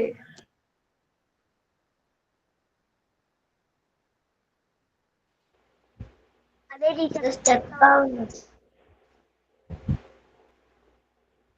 അത് ഗ്രൂപ്പിലേക്ക് സെൻഡ് ചെയ്ത് തരുമോ? അതല്ലേ നല്ലത്. ഗ്രൂപ്പിലേക്ക് സെൻഡ് ചെയ്ത് തരാം. ഞാൻ ഈ സ്ലൈഡ് രണ്ടും നിങ്ങൾക്ക് ഗ്രൂപ്പിലേക്ക് സെൻഡ് ചെയ്ത് തരുന്നുണ്ട്. അപ്പൊ നിങ്ങളിപ്പോ ശ്രദ്ധിക്കേണ്ടത് നമ്മുടെ മലയാളത്തിലെ പ്രാചീന അക്കങ്ങൾ, അതായത് പറയണത് നിങ്ങൾക്ക് കേൾക്കാമല്ലോ. സ്ലൈഡ് കണ്ടില്ലെങ്കിലും പറയണത് കേൾക്കുന്നുണ്ടല്ലോ. അപ്പൊ നിങ്ങൾ അത് ശ്രദ്ധിക്കുക. ഓക്കെ, നിങ്ങൾ എല്ലാവരും മൈക്ക് മ്യൂട്ട് ചെയ്തിട്ട് ടീച്ചർ പറയണത് ശ്രദ്ധിക്കുക. ഇതിൽ സ്ലൈഡ് നിങ്ങൾക്ക് ഗ്രൂപ്പ് വഴി ഷെയർ ചെയ്ത് തരുന്നതായിരിക്കും കേട്ടോ. അപ്പൊ നമ്മള് ഒരു നിമിഷം ടീച്ചറെ ഒരു മിനിറ്റ്. ശരണ്യ സുജിത്ത് എന്നൊക്കെ പറഞ്ഞിട്ട് കുറച്ച് പേര് കണ്ടിന്യൂസ് ആയിട്ട് ഇമോജി ഇട്ടോണ്ടിരിക്കുകയാണ്. അവരെ ഈ മീറ്റിൽ നിന്ന് റിമൂവ് ചെയ്യേ. നിങ്ങളുടെ അടുത്ത് കൂടെ രക്ഷകർത്താക്കളില്ലയോ? നമ്മൾ തുടക്കം മുതലേ പറഞ്ഞിട്ടുള്ള ചില കാര്യങ്ങളുണ്ട്. അതിൽ നിന്ന് ഇനിയും വയലേറ്റ് ചെയ്ത് കഴിഞ്ഞാൽ നിങ്ങളെ റിമൂവ് ചെയ്യുന്നതായിരിക്കും. ഇനി ആ ഗ്രൂപ്പിൽ നിന്നും പുറത്ത് കളയും. ഓക്കെ ഓക്കെ ടീച്ചറെ കണ്ടിന്യൂ ചെയ്തു. അപ്പൊ ഇനി നമ്മൾ ശ്രദ്ധിക്കേണ്ട ഒരു രണ്ട് പ്രധാനപ്പെട്ട കാര്യങ്ങൾ നമ്മൾ പരിചയപ്പെടുന്നത്. ഒന്ന് മലയാളത്തിലെ പ്രാചീന അക്കങ്ങൾ. അപ്പൊ അത് നമ്മൾ കുറെ കാലങ്ങളായിട്ട് എപ്പോഴും നമ്മുടെ LSS പരീക്ഷയ്ക്ക് നിരന്തരം വരുന്നതാണ്. പരീക്ഷയ്ക്കും ഇത് വളരെ ആവശ്യമായ ഒന്ന് തന്നെയാണ്. ഇത് നിങ്ങൾക്ക് സ്ക്രീനിൽ ഇപ്പൊ കാണാൻ കഴിയുന്നില്ലെങ്കിലും ഞാനത് നിങ്ങൾക്ക് ഗ്രൂപ്പിലേക്ക് ഇട്ട് തരും. അപ്പൊ നമ്മൾ അക്കങ്ങൾക്ക് പ്രാചീന കാലത്ത് മലയാളത്തിൽ ഉപയോഗിച്ചിരുന്ന ചില ചിഹ്നങ്ങൾ എങ്ങനെയായിരുന്നു എഴുതിയിരുന്നത്, അക്കങ്ങൾ മലയാളത്തില് പ്രാചീന കാലത്ത് എങ്ങനെയായിരുന്നു എഴുതിയിരുന്നത്, അത് കൃത്യമായും 0 മുതൽ 9 വരെ ഉള്ളത് നിങ്ങളൊന്ന് നോക്കി വെച്ചേക്കേണ്ടതായിട്ടുണ്ട്. അതുപോലെ തന്നെ ചിഹ്നങ്ങൾ വളരെ പ്രധാനപ്പെട്ടതാണ്. നമ്മള് ഇപ്പോ നടന്ന നമ്മുടെ പരീക്ഷയ്ക്ക് കൂടി ചോദിച്ചതാണ് അല്ലെ. ചിഹ്നങ്ങൾ, അനുയോജ്യമായ ചിഹ്നങ്ങൾ ചേർത്ത് എഴുതാൻ ചോദിക്കും. അതുകൂടാതെ തന്നെ വേണമെങ്കിൽ MCQ ചോദ്യത്തിലും ഇത് വരാം. കാരണം താഴെ തന്നിരിക്കുന്ന ചിഹ്നങ്ങളുടെ പേരുകൾ ചോദിക്കാം. അപ്പൊ അത്തരത്തിൽ വളരെ പ്രാധാന്യം ഉള്ള ഒരു ഭാഗം തന്നെയാണ് ചിഹ്നങ്ങള്. അതില് ഓരോ ചിഹ്നങ്ങളും നിങ്ങൾ മനസ്സിലാക്കുക. ഓരോ ചിഹ്നത്തിനും ഓരോ പേരുണ്ട്. പൂർണ്ണവിരാമത്തിന് നമ്മൾ ഉപയോഗിക്കുന്ന ചിഹ്നമാണ് ബിന്ദു. നമ്മള് ഒരു വാചകം എഴുതി കഴിഞ്ഞതിന് ശേഷം നമ്മൾ അവസാനം ഒരു കുത്തു കൊടുക്കും. ബിന്ദു എന്നാണ് അതിന് പറയുക. പൂർണ്ണവിരാമം എന്നാണ് അതിന് പറയുന്നത്. അപ്പോ ഒരു പൂർണ്ണമായും ഒരു വാക്യത്തില് അവസാനം ചേർക്കുന്ന ചിഹ്നം ഏതെന്ന് ചോദിച്ചാൽ അത് പൂർണ്ണവിരാമമാണ്. അപ്പോൾ അനുയോജ്യമായ ചിഹ്നങ്ങൾ ചേർത്ത് എഴുതാൻ പറയുമ്പോൾ ഒരു പൂർണ്ണമായ വാക്യത്തില് നിങ്ങൾ അവസാനം എന്ത് കൊടുക്കണം? പൂർണ്ണവിരാമം കൊടുക്കണം, അല്ലെങ്കിൽ ബിന്ദു നിങ്ങൾ ചേർക്കണം. അടുത്തതാണ് അല്പവിരാമം, അല്ലെങ്കിൽ അംശം എന്നും അറിയപ്പെടും. അല്പവിരാമം നമ്മള് ഇംഗ്ലീഷിൽ കോമ എന്ന് പറയുന്നത്. അതായത് നമ്മളൊരു വാക്യം ഉപയോഗിക്കും ഇടയ്ക്ക് നമ്മൾ ഈ ഈ വായിക്കുമ്പോൾ നിങ്ങൾ കൃത്യമായും ഈ ചിഹ്നങ്ങൾ ഏതൊക്കെ ഭാഗത്താണ് ചേർക്കുന്നതെന്ന് കൃത്യമായി നിങ്ങൾ അത് ശ്രദ്ധിച്ച് വായിച്ചാൽ നിങ്ങൾക്കും ഇത് കൃത്യമായിട്ട് തന്നെ ഉപയോഗപ്പെടുത്താൻ കഴിയും. നോക്കിക്കേ, ഒരു വാക്യത്തിന്റെ ഇടയിൽ നമുക്കൊന്ന് നിർത്തേണ്ടതായിട്ട് വരുന്ന ചില സാഹചര്യങ്ങളിൽ അല്പ നിർത്തലിന് വേണ്ടി ഉപയോഗിക്കുന്ന ചിഹ്നം ഏതെന്ന് ചോദിച്ചാൽ അത് അല്പവിരാമമാണ്. ഇംഗ്ലീഷിൽ നിങ്ങൾ പറയുന്ന കോമ. ഇനിയിപ്പോ നമ്മൾ ഒന്നിലധികം പേരുകൾ നമ്മൾ അടുപ്പിച്ച് ഇപ്പൊ രാജ്യങ്ങളുടെ പേരുകൾ പറയുകയാണ്. അപ്പൊ നമ്മളിപ്പം ഇന്ത്യ, അമേരിക്ക, ജപ്പാൻ, ചൈന ഇങ്ങനെ നമ്മൾ ഒരുമിച്ച് എഴുതി വെക്കുകയല്ല. ശബ്ദത്തിന് കുഴപ്പമൊന്നുമില്ല. നിങ്ങളോട് തുടക്കത്തിലേ പറഞ്ഞതാണ്. അങ്ങനെയുള്ളവര് നിങ്ങൾ എന്ത് ചെയ്യുക, ഒന്ന് ലെഫ്റ്റ് ആയിട്ട് വീണ്ടും ജോയിൻ ചെയ്ത് നോക്കുക. ദയവായിട്ട് മൈക്ക് ഓൺ ചെയ്യരുത്. ഓക്കെ, അപ്പൊ നമ്മൾ എന്താ പറഞ്ഞു വന്നത്? അല്പവിരാമം മറ്റ് ഏത് സാഹചര്യത്തിലാണ് ഉപയോഗിക്കുന്നത്? ഇപ്പൊ അതിനൊരു എക്സാമ്പിൾ പറഞ്ഞു. നമ്മൾ കുറെ രാജ്യങ്ങളുടെ പേരുകൾ പറയുകയാണ്. അപ്പൊ നമ്മൾ അടുപ്പിച്ച് രാജ്യങ്ങളുടെ പേര് ഇങ്ങനെ ഒരു വാക്യമായി അല്ലെങ്കിൽ ഒരു വാചകമായി എഴുതി പോവുക അല്ല ചെയ്യുന്നത്, അല്ലെ? നമ്മൾ എന്ത് ചെയ്യും, ഓരോ രാജ്യത്തിന്റെയും പേര് എഴുതിയതിനു ശേഷം നമ്മൾ എന്ത് ചെയ്യണം, ഒരു അല്പവിരാമം കൊടുക്കുന്നു ഇല്ലേ? അങ്ങനെ തന്നെയാ. അത് രാജ്യങ്ങളുടെ പേര് തന്നെ ആവണമെന്നില്ല കേട്ടോ. ഒരുപാട് വസ്തുക്കളെ കുറിച്ച് ഒന്നിലധികം വസ്തുക്കളുടെ പേരുകൾ പറയുമ്പോൾ അത് അടുപ്പിച്ചടുപ്പിച്ച് എഴുതാതെ അതിനിടയ്ക്ക് കൊടുക്കുന്ന ചിഹ്നത്തിന് പറയുന്ന പേരാണ് അല്പവിരാമം. ഇതിനെ അംശം എന്നും അറിയപ്പെടുന്നുണ്ട്. ഇതിന് എല്ലാവർക്കും കാര്യമാണ് ചിഹ്നത്തിന് അറിയാകൂ എന്നാണ് അല്ലെ? നമ്മള് എന്തെങ്കിലും ഒരു വസ്തുതയെ കുറിച്ചുള്ള ചോദ്യങ്ങൾ ഉന്നയിക്കുമ്പോൾ അതിന്റെ അവസാനം ചേർക്കുന്ന ചിഹ്നത്തിന് പറയുന്ന പേരാണ് ചോദ്യചിഹ്നം. ചോദ്യങ്ങൾ ചോദിക്കുമ്പോൾ അതിന്റെ അവസാനം എന്താണ് ഇന്ത്യയിൽ എത്ര സംസ്ഥാനങ്ങളുണ്ട്, ഇന്ത്യയിൽ എത്ര സംസ്ഥാനങ്ങളുണ്ട്, ചോദ്യചിഹ്നം. അവിടെ അങ്ങനെയുള്ള ചോദ്യങ്ങളിൽ നമ്മൾ ചേർത്ത് അവസാനമാണ് ഇത് ചിഹ്നം. ഈ ചിഹ്നത്തിന് പറയുന്ന പേരെന്താണ്? കാഗു എന്നാണ് അറിയപ്പെടുന്നത്. ചോദ്യത്തിന് പറയുന്ന പേര് കാഗു എന്നാണ്. അപ്പൊ നമ്മൾ പറഞ്ഞു ബിന്ദു അല്ലെങ്കിൽ ഒരു പൂർണ്ണവാക്യത്തിന്റെ അവസാനം ചേർക്കുന്ന ചിഹ്നത്തിന് പറയുന്ന പേര് പൂർണ്ണവിരാമം. അതുപോലെ തന്നെ ഒരു വാക്യത്തിന് ഇടയ്ക്ക് അല്പം നിർത്തലിന് വേണ്ടി ഉപയോഗിക്കുന്നത് അല്പവിരാമം. അല്പം നിർത്തല്ലേ, അപ്പൊ അല്പവിരാമം. അല്ലെങ്കിൽ അതിന് പറയുന്ന മറ്റൊരു പേരാണ് അംശം. ഇനി ഒന്നിലധികം പേരുകൾ ഒരു വസ്തുതകൾ നമ്മൾ അടുപ്പിച്ച് പറയുമ്പോൾ അതിനിടയ്ക്ക് ചേർക്കുന്ന ചിഹ്നത്തിന് പറയുന്ന പേര് എന്താണ്? അല്പവിരാമം തന്നെയാണ്. അപ്പൊ രണ്ട് യൂസേജ് ഉണ്ട് എന്തിന്? അല്പവിരാമത്തിന്. അതുപോലെ തന്നെ ആശ്ചര്യചിഹ്നം അല്ലെ? നമുക്ക് വെറുപ്പ്, സന്തോഷം, അല്ലെങ്കിൽ അത്ഭുതം, പരിഹാസം, ഇങ്ങനെയൊക്കെ ഉള്ള സന്ദർഭങ്ങളിൽ സൂചിപ്പിക്കാൻ വേണ്ടി ഉപയോഗിക്കുന്ന വാക്കുകളോടൊപ്പം ചേർക്കുന്നതാണ് ആശ്ചര്യചിഹ്നം. ഈ ആശ്ചര്യചിഹ്നത്തിന് വിക്ഷേപണി എന്നൊരു പേര് കൂടി ഉണ്ട്. അപ്പൊ വിക്ഷേപണി എന്ന് പറയുന്നത് ആശ്ചര്യചിഹ്നത്തിനാണ്. ചിഹ്നം കൂടി നിങ്ങൾ നോക്കി വെക്കുക. എവിടെയൊക്കെയാണ് ഇത് ഉപയോഗിക്കേണ്ടത്? വെറുപ്പ്, സന്തോഷം, പരിഹാസം, അതുപോലെ അതിശയം, ഇതൊക്കെ സൂചിപ്പിക്കാൻ വേണ്ടി ഉപയോഗിക്കുന്ന ചിഹ്നമാണ് ആശ്ചര്യചിഹ്നം. ഇതിന് പറയുന്ന പേരാണ് വിക്ഷേപണി. അപ്പോ ഒരു പാരഗ്രാഫ്, ഒരു ചെറിയൊരു ഒരു 5 സെന്റൻസ് ഉള്ള ഒരു പാരഗ്രാഫ് തന്നിട്ട് അനുയോജ്യമായ ചിഹ്നങ്ങൾ ചേർത്ത് എഴുതാൻ ചോദിച്ചിട്ടുമുണ്ട്. നമ്മുടെ CM കിട്ട് പരീക്ഷയ്ക്ക് അല്ലാതെ തന്നെ നമ്മുടെ ഇപ്പൊ നടന്ന നമ്മളുടെ 4ാം ക്ലാസ്സിലെ പരീക്ഷയ്ക്കും അനുയോജ്യമായ ചിഹ്നങ്ങൾ ചേർത്ത് എഴുതാൻ ചോദിച്ചിട്ടുണ്ടായിരുന്നു.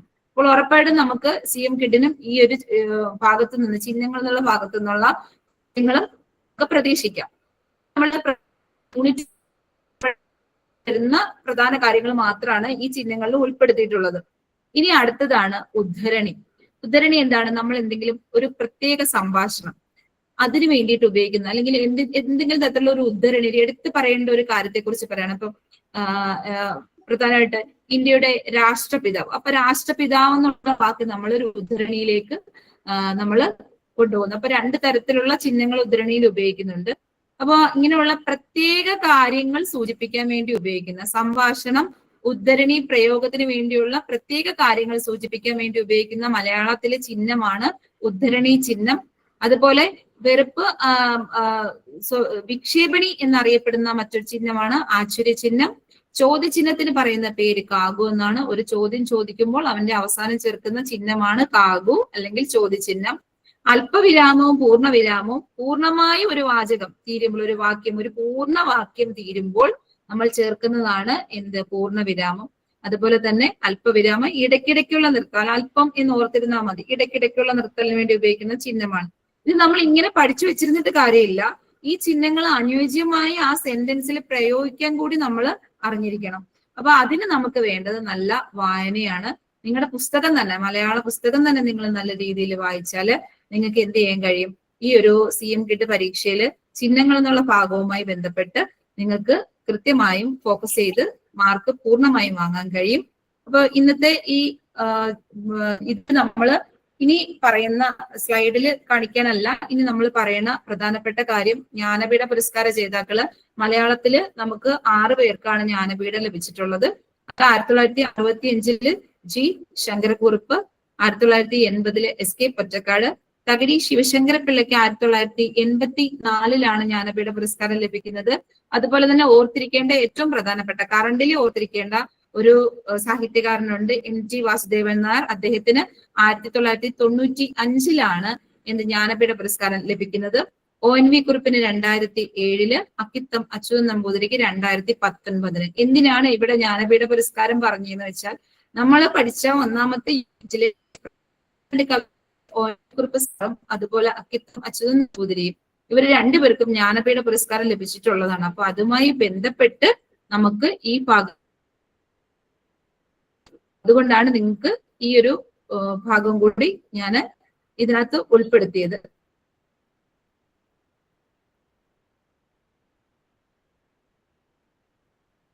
അപ്പോൾ ഇതുമായി ബന്ധപ്പെട്ട് ഒന്നാമത്തെ യൂണിറ്റുമായി ബന്ധപ്പെട്ട് ഇത്രയും കാര്യങ്ങളാണ്, ഇത്രയും കവികളുമായി ബന്ധപ്പെട്ട കാര്യങ്ങൾ. അതുപോലെ ഡയറി എഴുത്ത്, കത്തെഴുത്ത്, ഏറ്റവും പ്രധാനപ്പെട്ട വ്യവഹാര രൂപങ്ങളിൽ വരുന്നതാണ് ഡയറി എഴുത്തും കത്തെഴുത്തും ഒന്നാമത്തെ യൂണിറ്റില്. നിങ്ങൾ അതുപോലെ രചനാ പരിചയക്കുറിപ്പ്, നമ്മൾ ആദ്യം പരിചയപ്പെടുന്ന വ്യവഹാര രൂപത്തിൽ വരുന്നതാണ് രചനാ പരിചയക്കുറിപ്പ്. അപ്പൊ ഇത്രയും കാര്യങ്ങളാണ് ഒന്നാമത്തെ യൂണിറ്റുമായി പറയാനുള്ളത്.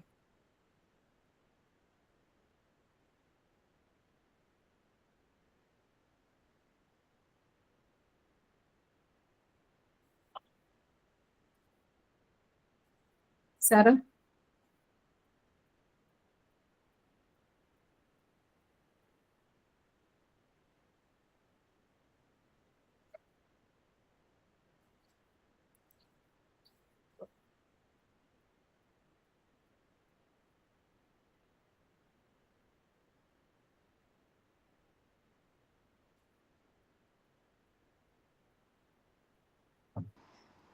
ഇതിന്റെ ചെറിയ നോട്ട്സ് ഒന്ന് ഗ്രൂപ്പിൽ വിട്ടു തരുമോ? ഞാൻ ഈ പ്രസന്റേഷൻ തന്നെ നിങ്ങൾക്ക് ഗ്രൂപ്പിലേക്ക് ഇട്ട് തരാം. നിങ്ങൾ ഏറ്റവും പ്രധാനമായിട്ട് ശ്രദ്ധിക്കേണ്ടത് ഈ വ്യവഹാര രൂപങ്ങളുമായി ബന്ധപ്പെട്ട് നിങ്ങൾ ചെയ്യുമ്പോൾ നമ്മുടെ സ്കൂളിലെ ടീച്ചർമാർ നമുക്ക് ഓരോന്നിന്റെയും കൃത്യമായി ഓരോ വ്യവഹാര രൂപത്തിന്, അതായത് കത്തിന്റെ ആയാലും ഡയറിയുടെ ആയാലും ഒക്കെ മാതൃകകൾ തരും. നിങ്ങൾ ആ മാതൃക അതുപോലെ കോപ്പി പേസ്റ്റ് ചെയ്ത് അങ്ങനെ പഠിക്കാതെ എന്തൊക്കെയാണ് ഒരു കത്തിൽ വേണ്ടത്, എന്തൊക്കെയാണ് ഒരു ഡയറി എഴുതുമ്പോൾ ശ്രദ്ധിക്കേണ്ടത്, അതിന്റെ ഘടന എന്താണെന്ന് മനസ്സിലാക്കുകയും ആ ഘടന വെച്ചിട്ടാണ് അധ്യാപകർ ഇതിനെ വിലയിരുത്തുന്നത്. ആ സൂചകങ്ങൾ നോക്കിയിട്ടാണ് അധ്യാപകർ എന്ത് ചെയ്യുന്നത്, നിങ്ങൾക്ക് കൃത്യമായി മാർക്ക് നൽകുന്നത്. അപ്പോൾ നിങ്ങൾ കൃത്യമായി ആ സൂചകങ്ങൾ കൃത്യമായി എന്തൊക്കെയാണെന്ന് മനസ്സിലാക്കി അത് പഠിക്കുകയും വേണം. ആ സൂചകങ്ങൾ ഞാൻ നിങ്ങൾക്ക് എന്ത് ചെയ്യാം, ഗ്രൂപ്പിലേക്ക് ഇട്ടു തരാം. TS തിരുമുമ്പ് അല്ല,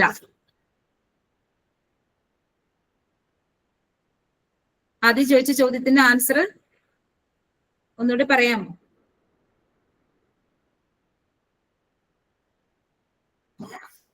ആദ്യം ചോദിച്ച ചോദ്യത്തിന്റെ ആൻസർ ഒരാൾ TS തിരുമുമ്പ് പറഞ്ഞു, പക്ഷെ അതല്ല കേട്ടോ ആൻസർ.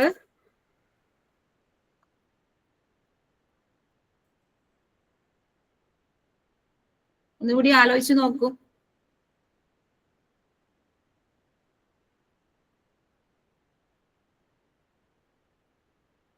ഒരു പുഞ്ചിരി ഞാൻ മറ്റുള്ളവർക്കായി ചിലവാക്കവേ ഹൃദയത്തിൽ ഉലാവുന്നു നിത്യ നിർമ്മല പൗർണമി. അതാരുടേതാ?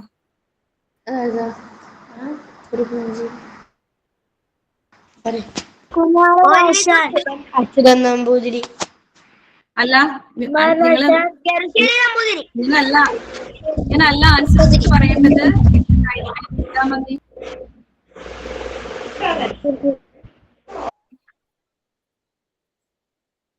ഇങ്ങനല്ല കേട്ടോ, നിങ്ങൾ ടൈപ്പ് ചെയ്ത് വിട്ടാൽ മതി കേട്ടോ.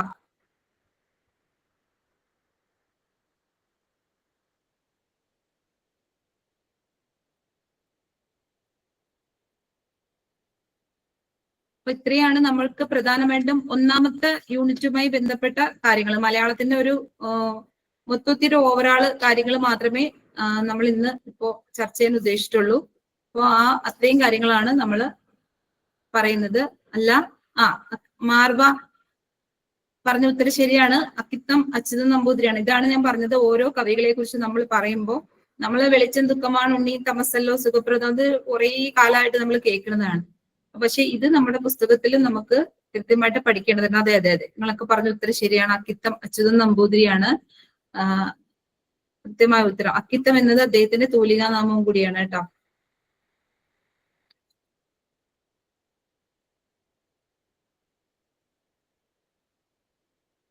സാറ്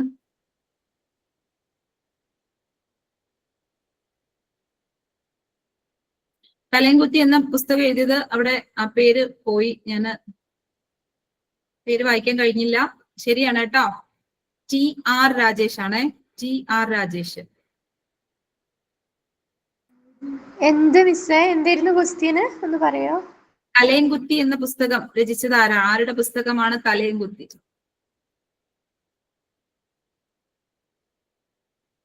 അതുപോലെ തന്നെ TR രാജേഷ്. കറക്റ്റ് ആണ്. തലകുത്തി എന്ന പുസ്തകം രചിച്ചത് TR രാജേഷാണ്. മലയാളത്തിന്റെ യൂണിറ്റ് 1 നമ്മൾ ആദ്യം പരിചയപ്പെടുന്ന പുസ്തകമാണ്.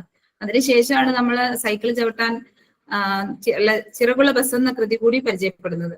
അതെ അതെ അതെ അതെ, ശരി ഉത്തരാണ്. ഇനി അതുപോലെ തന്നെ ഒരു കവിത പറഞ്ഞു നോക്കുക വെറുതെ നിങ്ങൾക്ക് എത്ര കിളിയുടെ പാട്ടറിയാം, എത്ര പുഴയുടെ കുളിരറിയാം, എത്ര പഴത്തിൻ രുചിയറിയാം, എത്ര പൂവിൻ മണമറിയാം.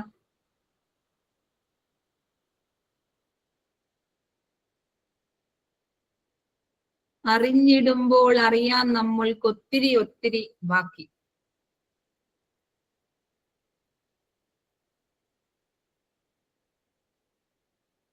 കവിയുടെ പേര് പറയുമ്പോ ഇനിഷ്യൽ സഹിതം കൃത്യമായി പറഞ്ഞു കേട്ടോ. ആരും പറയേണ്ടതില്ല, എഴുതിയാൽ മതി. കവികളുടെ പേര് എഴുതുമ്പോ ഇനിഷ്യൽ സഹിതം നിങ്ങൾ പഠിച്ചെഴുതുക.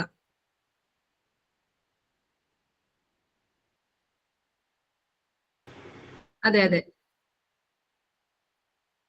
P. മധുസൂദൻ, അത് തന്നെയാണ് കറക്റ്റ് ആൻസർ. അപ്പൊ ഇന്നത്തെ ക്ലാസ്സിൽ നമ്മൾ ചർച്ച ചെയ്തത് എന്തൊക്കെയാണ്? നമ്മുടെ ഒന്നാമത്തെ യൂണിറ്റുമായി ബന്ധപ്പെട്ട എന്താണ് പ്രധാനപ്പെട്ട കവികളെയും അവരുടെ കൃതികളെയും അവരുടെ അവാർഡുകളും, അതുപോലെ തന്നെ ഒന്നാമത്തെ യൂണിറ്റിലെ നമുക്ക് ആവശ്യമുള്ള വ്യവഹാര രൂപങ്ങൾ, ഏറ്റവും പ്രധാനപ്പെട്ട വ്യവഹാര രൂപങ്ങൾ മാത്രമേ പരിചയപ്പെടുത്തിയിട്ടുള്ളൂ. അപ്പൊ നിങ്ങൾ മലയാളത്തിൽ കൃത്യമായി ഓർത്തിരിക്കേണ്ടത് ഈ വ്യവഹാര രൂപങ്ങൾ അതിന്റെ സൂചനകൾ വെച്ച് തന്നെ നിങ്ങൾ പഠിക്കുക. കാരണം ഓരോ വ്യവഹാര രൂപത്തിനും അനുയോജ്യമായ ഒരു ഘടനയുണ്ട്. അത് ഇന്ന കാര്യങ്ങൾ അതിനകത്ത് കൃത്യമായി ഫോക്കസ് ചെയ്യേണ്ടതായിട്ടുണ്ട്. നിങ്ങൾക്കത് ഡീറ്റെയിൽ ആയിട്ട് പറഞ്ഞു തരാനുള്ള സമയമില്ലാത്തത് കൊണ്ടാണ് നിങ്ങൾക്ക് അത് ഗ്രൂപ്പിലേക്ക് ഇട്ട് തരാം. സൂചനകളൊക്കെ അതുമായി ബന്ധപ്പെട്ട ചോദ്യങ്ങളും ഗ്രൂപ്പിലേക്ക് ഷെയർ ചെയ്യാം. അതോടൊപ്പം തന്നെ ഈ ചിഹ്നങ്ങള്, നമ്മുടെ പ്രാചീന അക്കങ്ങള്, മലയാളത്തിൽ ഉപയോഗിച്ചിരുന്ന പ്രാചീന അക്കങ്ങള്, അതുപോലെ നമ്മുടെ MCQ ചോദ്യത്തിലേക്ക് വരുന്ന ഇതിലെ പ്രധാനപ്പെട്ട ഒന്ന് പ്രയോഗ ഭംഗി, അതുപോലെ വിവരണാത്മക ചോദ്യത്തിൽ വരുന്ന വർണ്ണന, ഇതൊക്കെ ഉണ്ട് കേട്ടോ. ഞാൻ ഏറ്റവും പ്രധാനപ്പെട്ട ചില കാര്യങ്ങളെ പറഞ്ഞിട്ടുള്ളൂ. നമുക്ക് 10 മാർക്കിനാണല്ലോ വിവരണാത്മക ചോദ്യത്തിൽ വരുന്നത്. അപ്പോ ഏറ്റവും പ്രധാനപ്പെട്ട പത്രവാർത്ത തയ്യാറാക്കാൻ, റിപ്പോർട്ട് തയ്യാറാക്കാൻ ദൃക്സാക്ഷി വിവരണം എങ്ങനെയാണ്, വളരെ പ്രധാനപ്പെട്ട ഒന്നാണ് ദൃക്സാക്ഷി വിവരണം. അതുപോലെ തന്നെ രചനാ പരിചയക്കുറിപ്പ്. അപ്പൊ ഇത്തരത്തിലെ ഏറ്റവും പ്രധാനപ്പെട്ട വ്യവഹാര രൂപങ്ങളെല്ലാം തന്നെ നിങ്ങൾ പഠിച്ചു വെച്ചാൽ തന്നെ നിങ്ങൾക്ക് 10 മാർക്ക് മലയാളത്തിൽ വളരെ സുഖമായി തന്നെ നിങ്ങൾക്ക് നേടാൻ കഴിയും. നിങ്ങൾക്ക് ഒരു പ്രയാസവും ഇല്ലാതെ 20 മാർക്ക് നേടാൻ കഴിയുന്ന ഒരു വിഭാഗമാണ്. അതിൽ ഏറെ പ്രയാസം വരുന്നത് എവിടെയാണ്? നമ്മുടെ 10 മാർക്കിന്റെ MCQ ചോദ്യങ്ങളാണ്. അത് വളരെ ഡീറ്റെയിൽ ആയിട്ട് നമുക്ക് നമ്മുടെ പുസ്തകം മാത്രമല്ല, ടീച്ചറിനോട്, നിങ്ങളുടെ മലയാളം ടീച്ചറിനോട് ചോദിച്ച് അതിന്റെ ഡീറ്റെയിൽ ആയിട്ടുള്ള ഭാഗങ്ങൾ ഓരോ യൂണിറ്റിനെയും ഇങ്ങനെ കണ്ടുകൊണ്ട് അതിന്റെ ആഴത്തിൽ പോയി തന്നെ ടീച്ചറിന്റെ പുസ്തകവും അതിലുള്ള വിവരങ്ങളും കണ്ടന്റുകളും ടീച്ചറോട് ചോദിച്ച് തന്നെ വാങ്ങിച്ച് നിങ്ങൾ കൃത്യമായി പഠിച്ചു പോകുക. അതിലാണ് ഇത്രയും കവികൾ. ഇപ്പൊ നിങ്ങൾ പുസ്തകം പരിചയപ്പെടുമ്പോൾ നമ്മൾ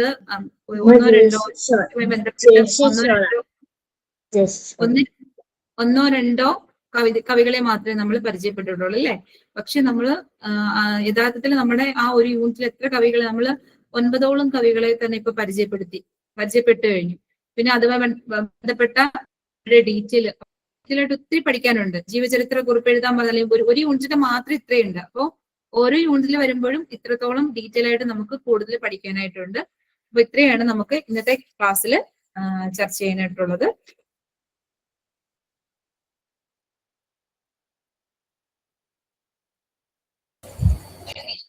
ഹലോ, ആരോ ചോദിച്ചിരുന്നു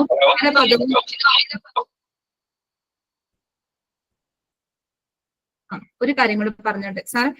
ആരോ ചോദിച്ചിരുന്നു പകരപദവും സമാന പദവും ഒന്നാണോ? ഒരു വാക്കിന് നമ്മൾ അതിന് പകരം ഉപയോഗിക്കുന്ന പദമല്ല സമാന പദം കേട്ടോ.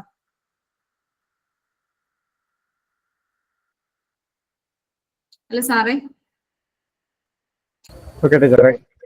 കഴിഞ്ഞോ? ആ ശരി. എങ്ങനെ ഉണ്ടായിരുന്നു ഇന്നത്തെ ക്ലാസ് കുട്ടികളോടാണ്? സൂപ്പറായിരുന്നു.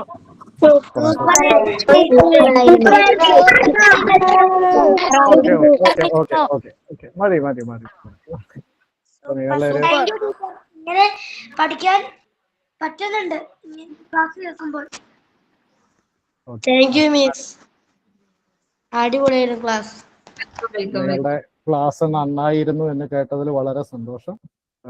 ടീച്ചറിനോട് നിങ്ങൾക്ക് വേണ്ടി അതുപോലെ ഒക്കെ മക്കളെ ടീം അധ്യാപക കൂട്ടത്തിന് വേണ്ടിയും ഉള്ള നന്ദി അറിയിക്കുകയാണ്.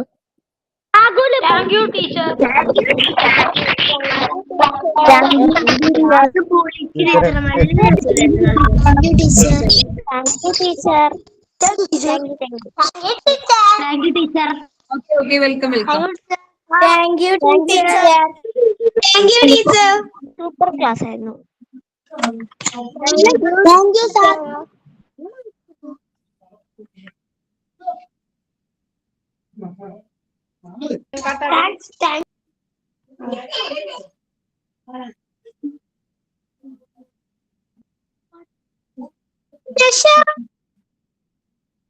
Thank you teacher.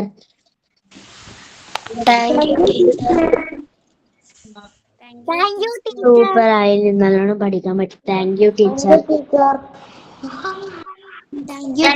മാഷ് പോയാ?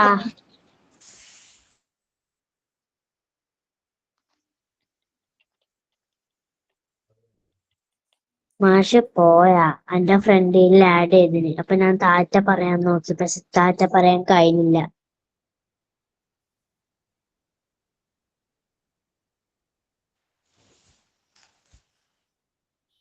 ടീച്ചർ എവിടെയാ പഠിപ്പിക്കുന്നേ?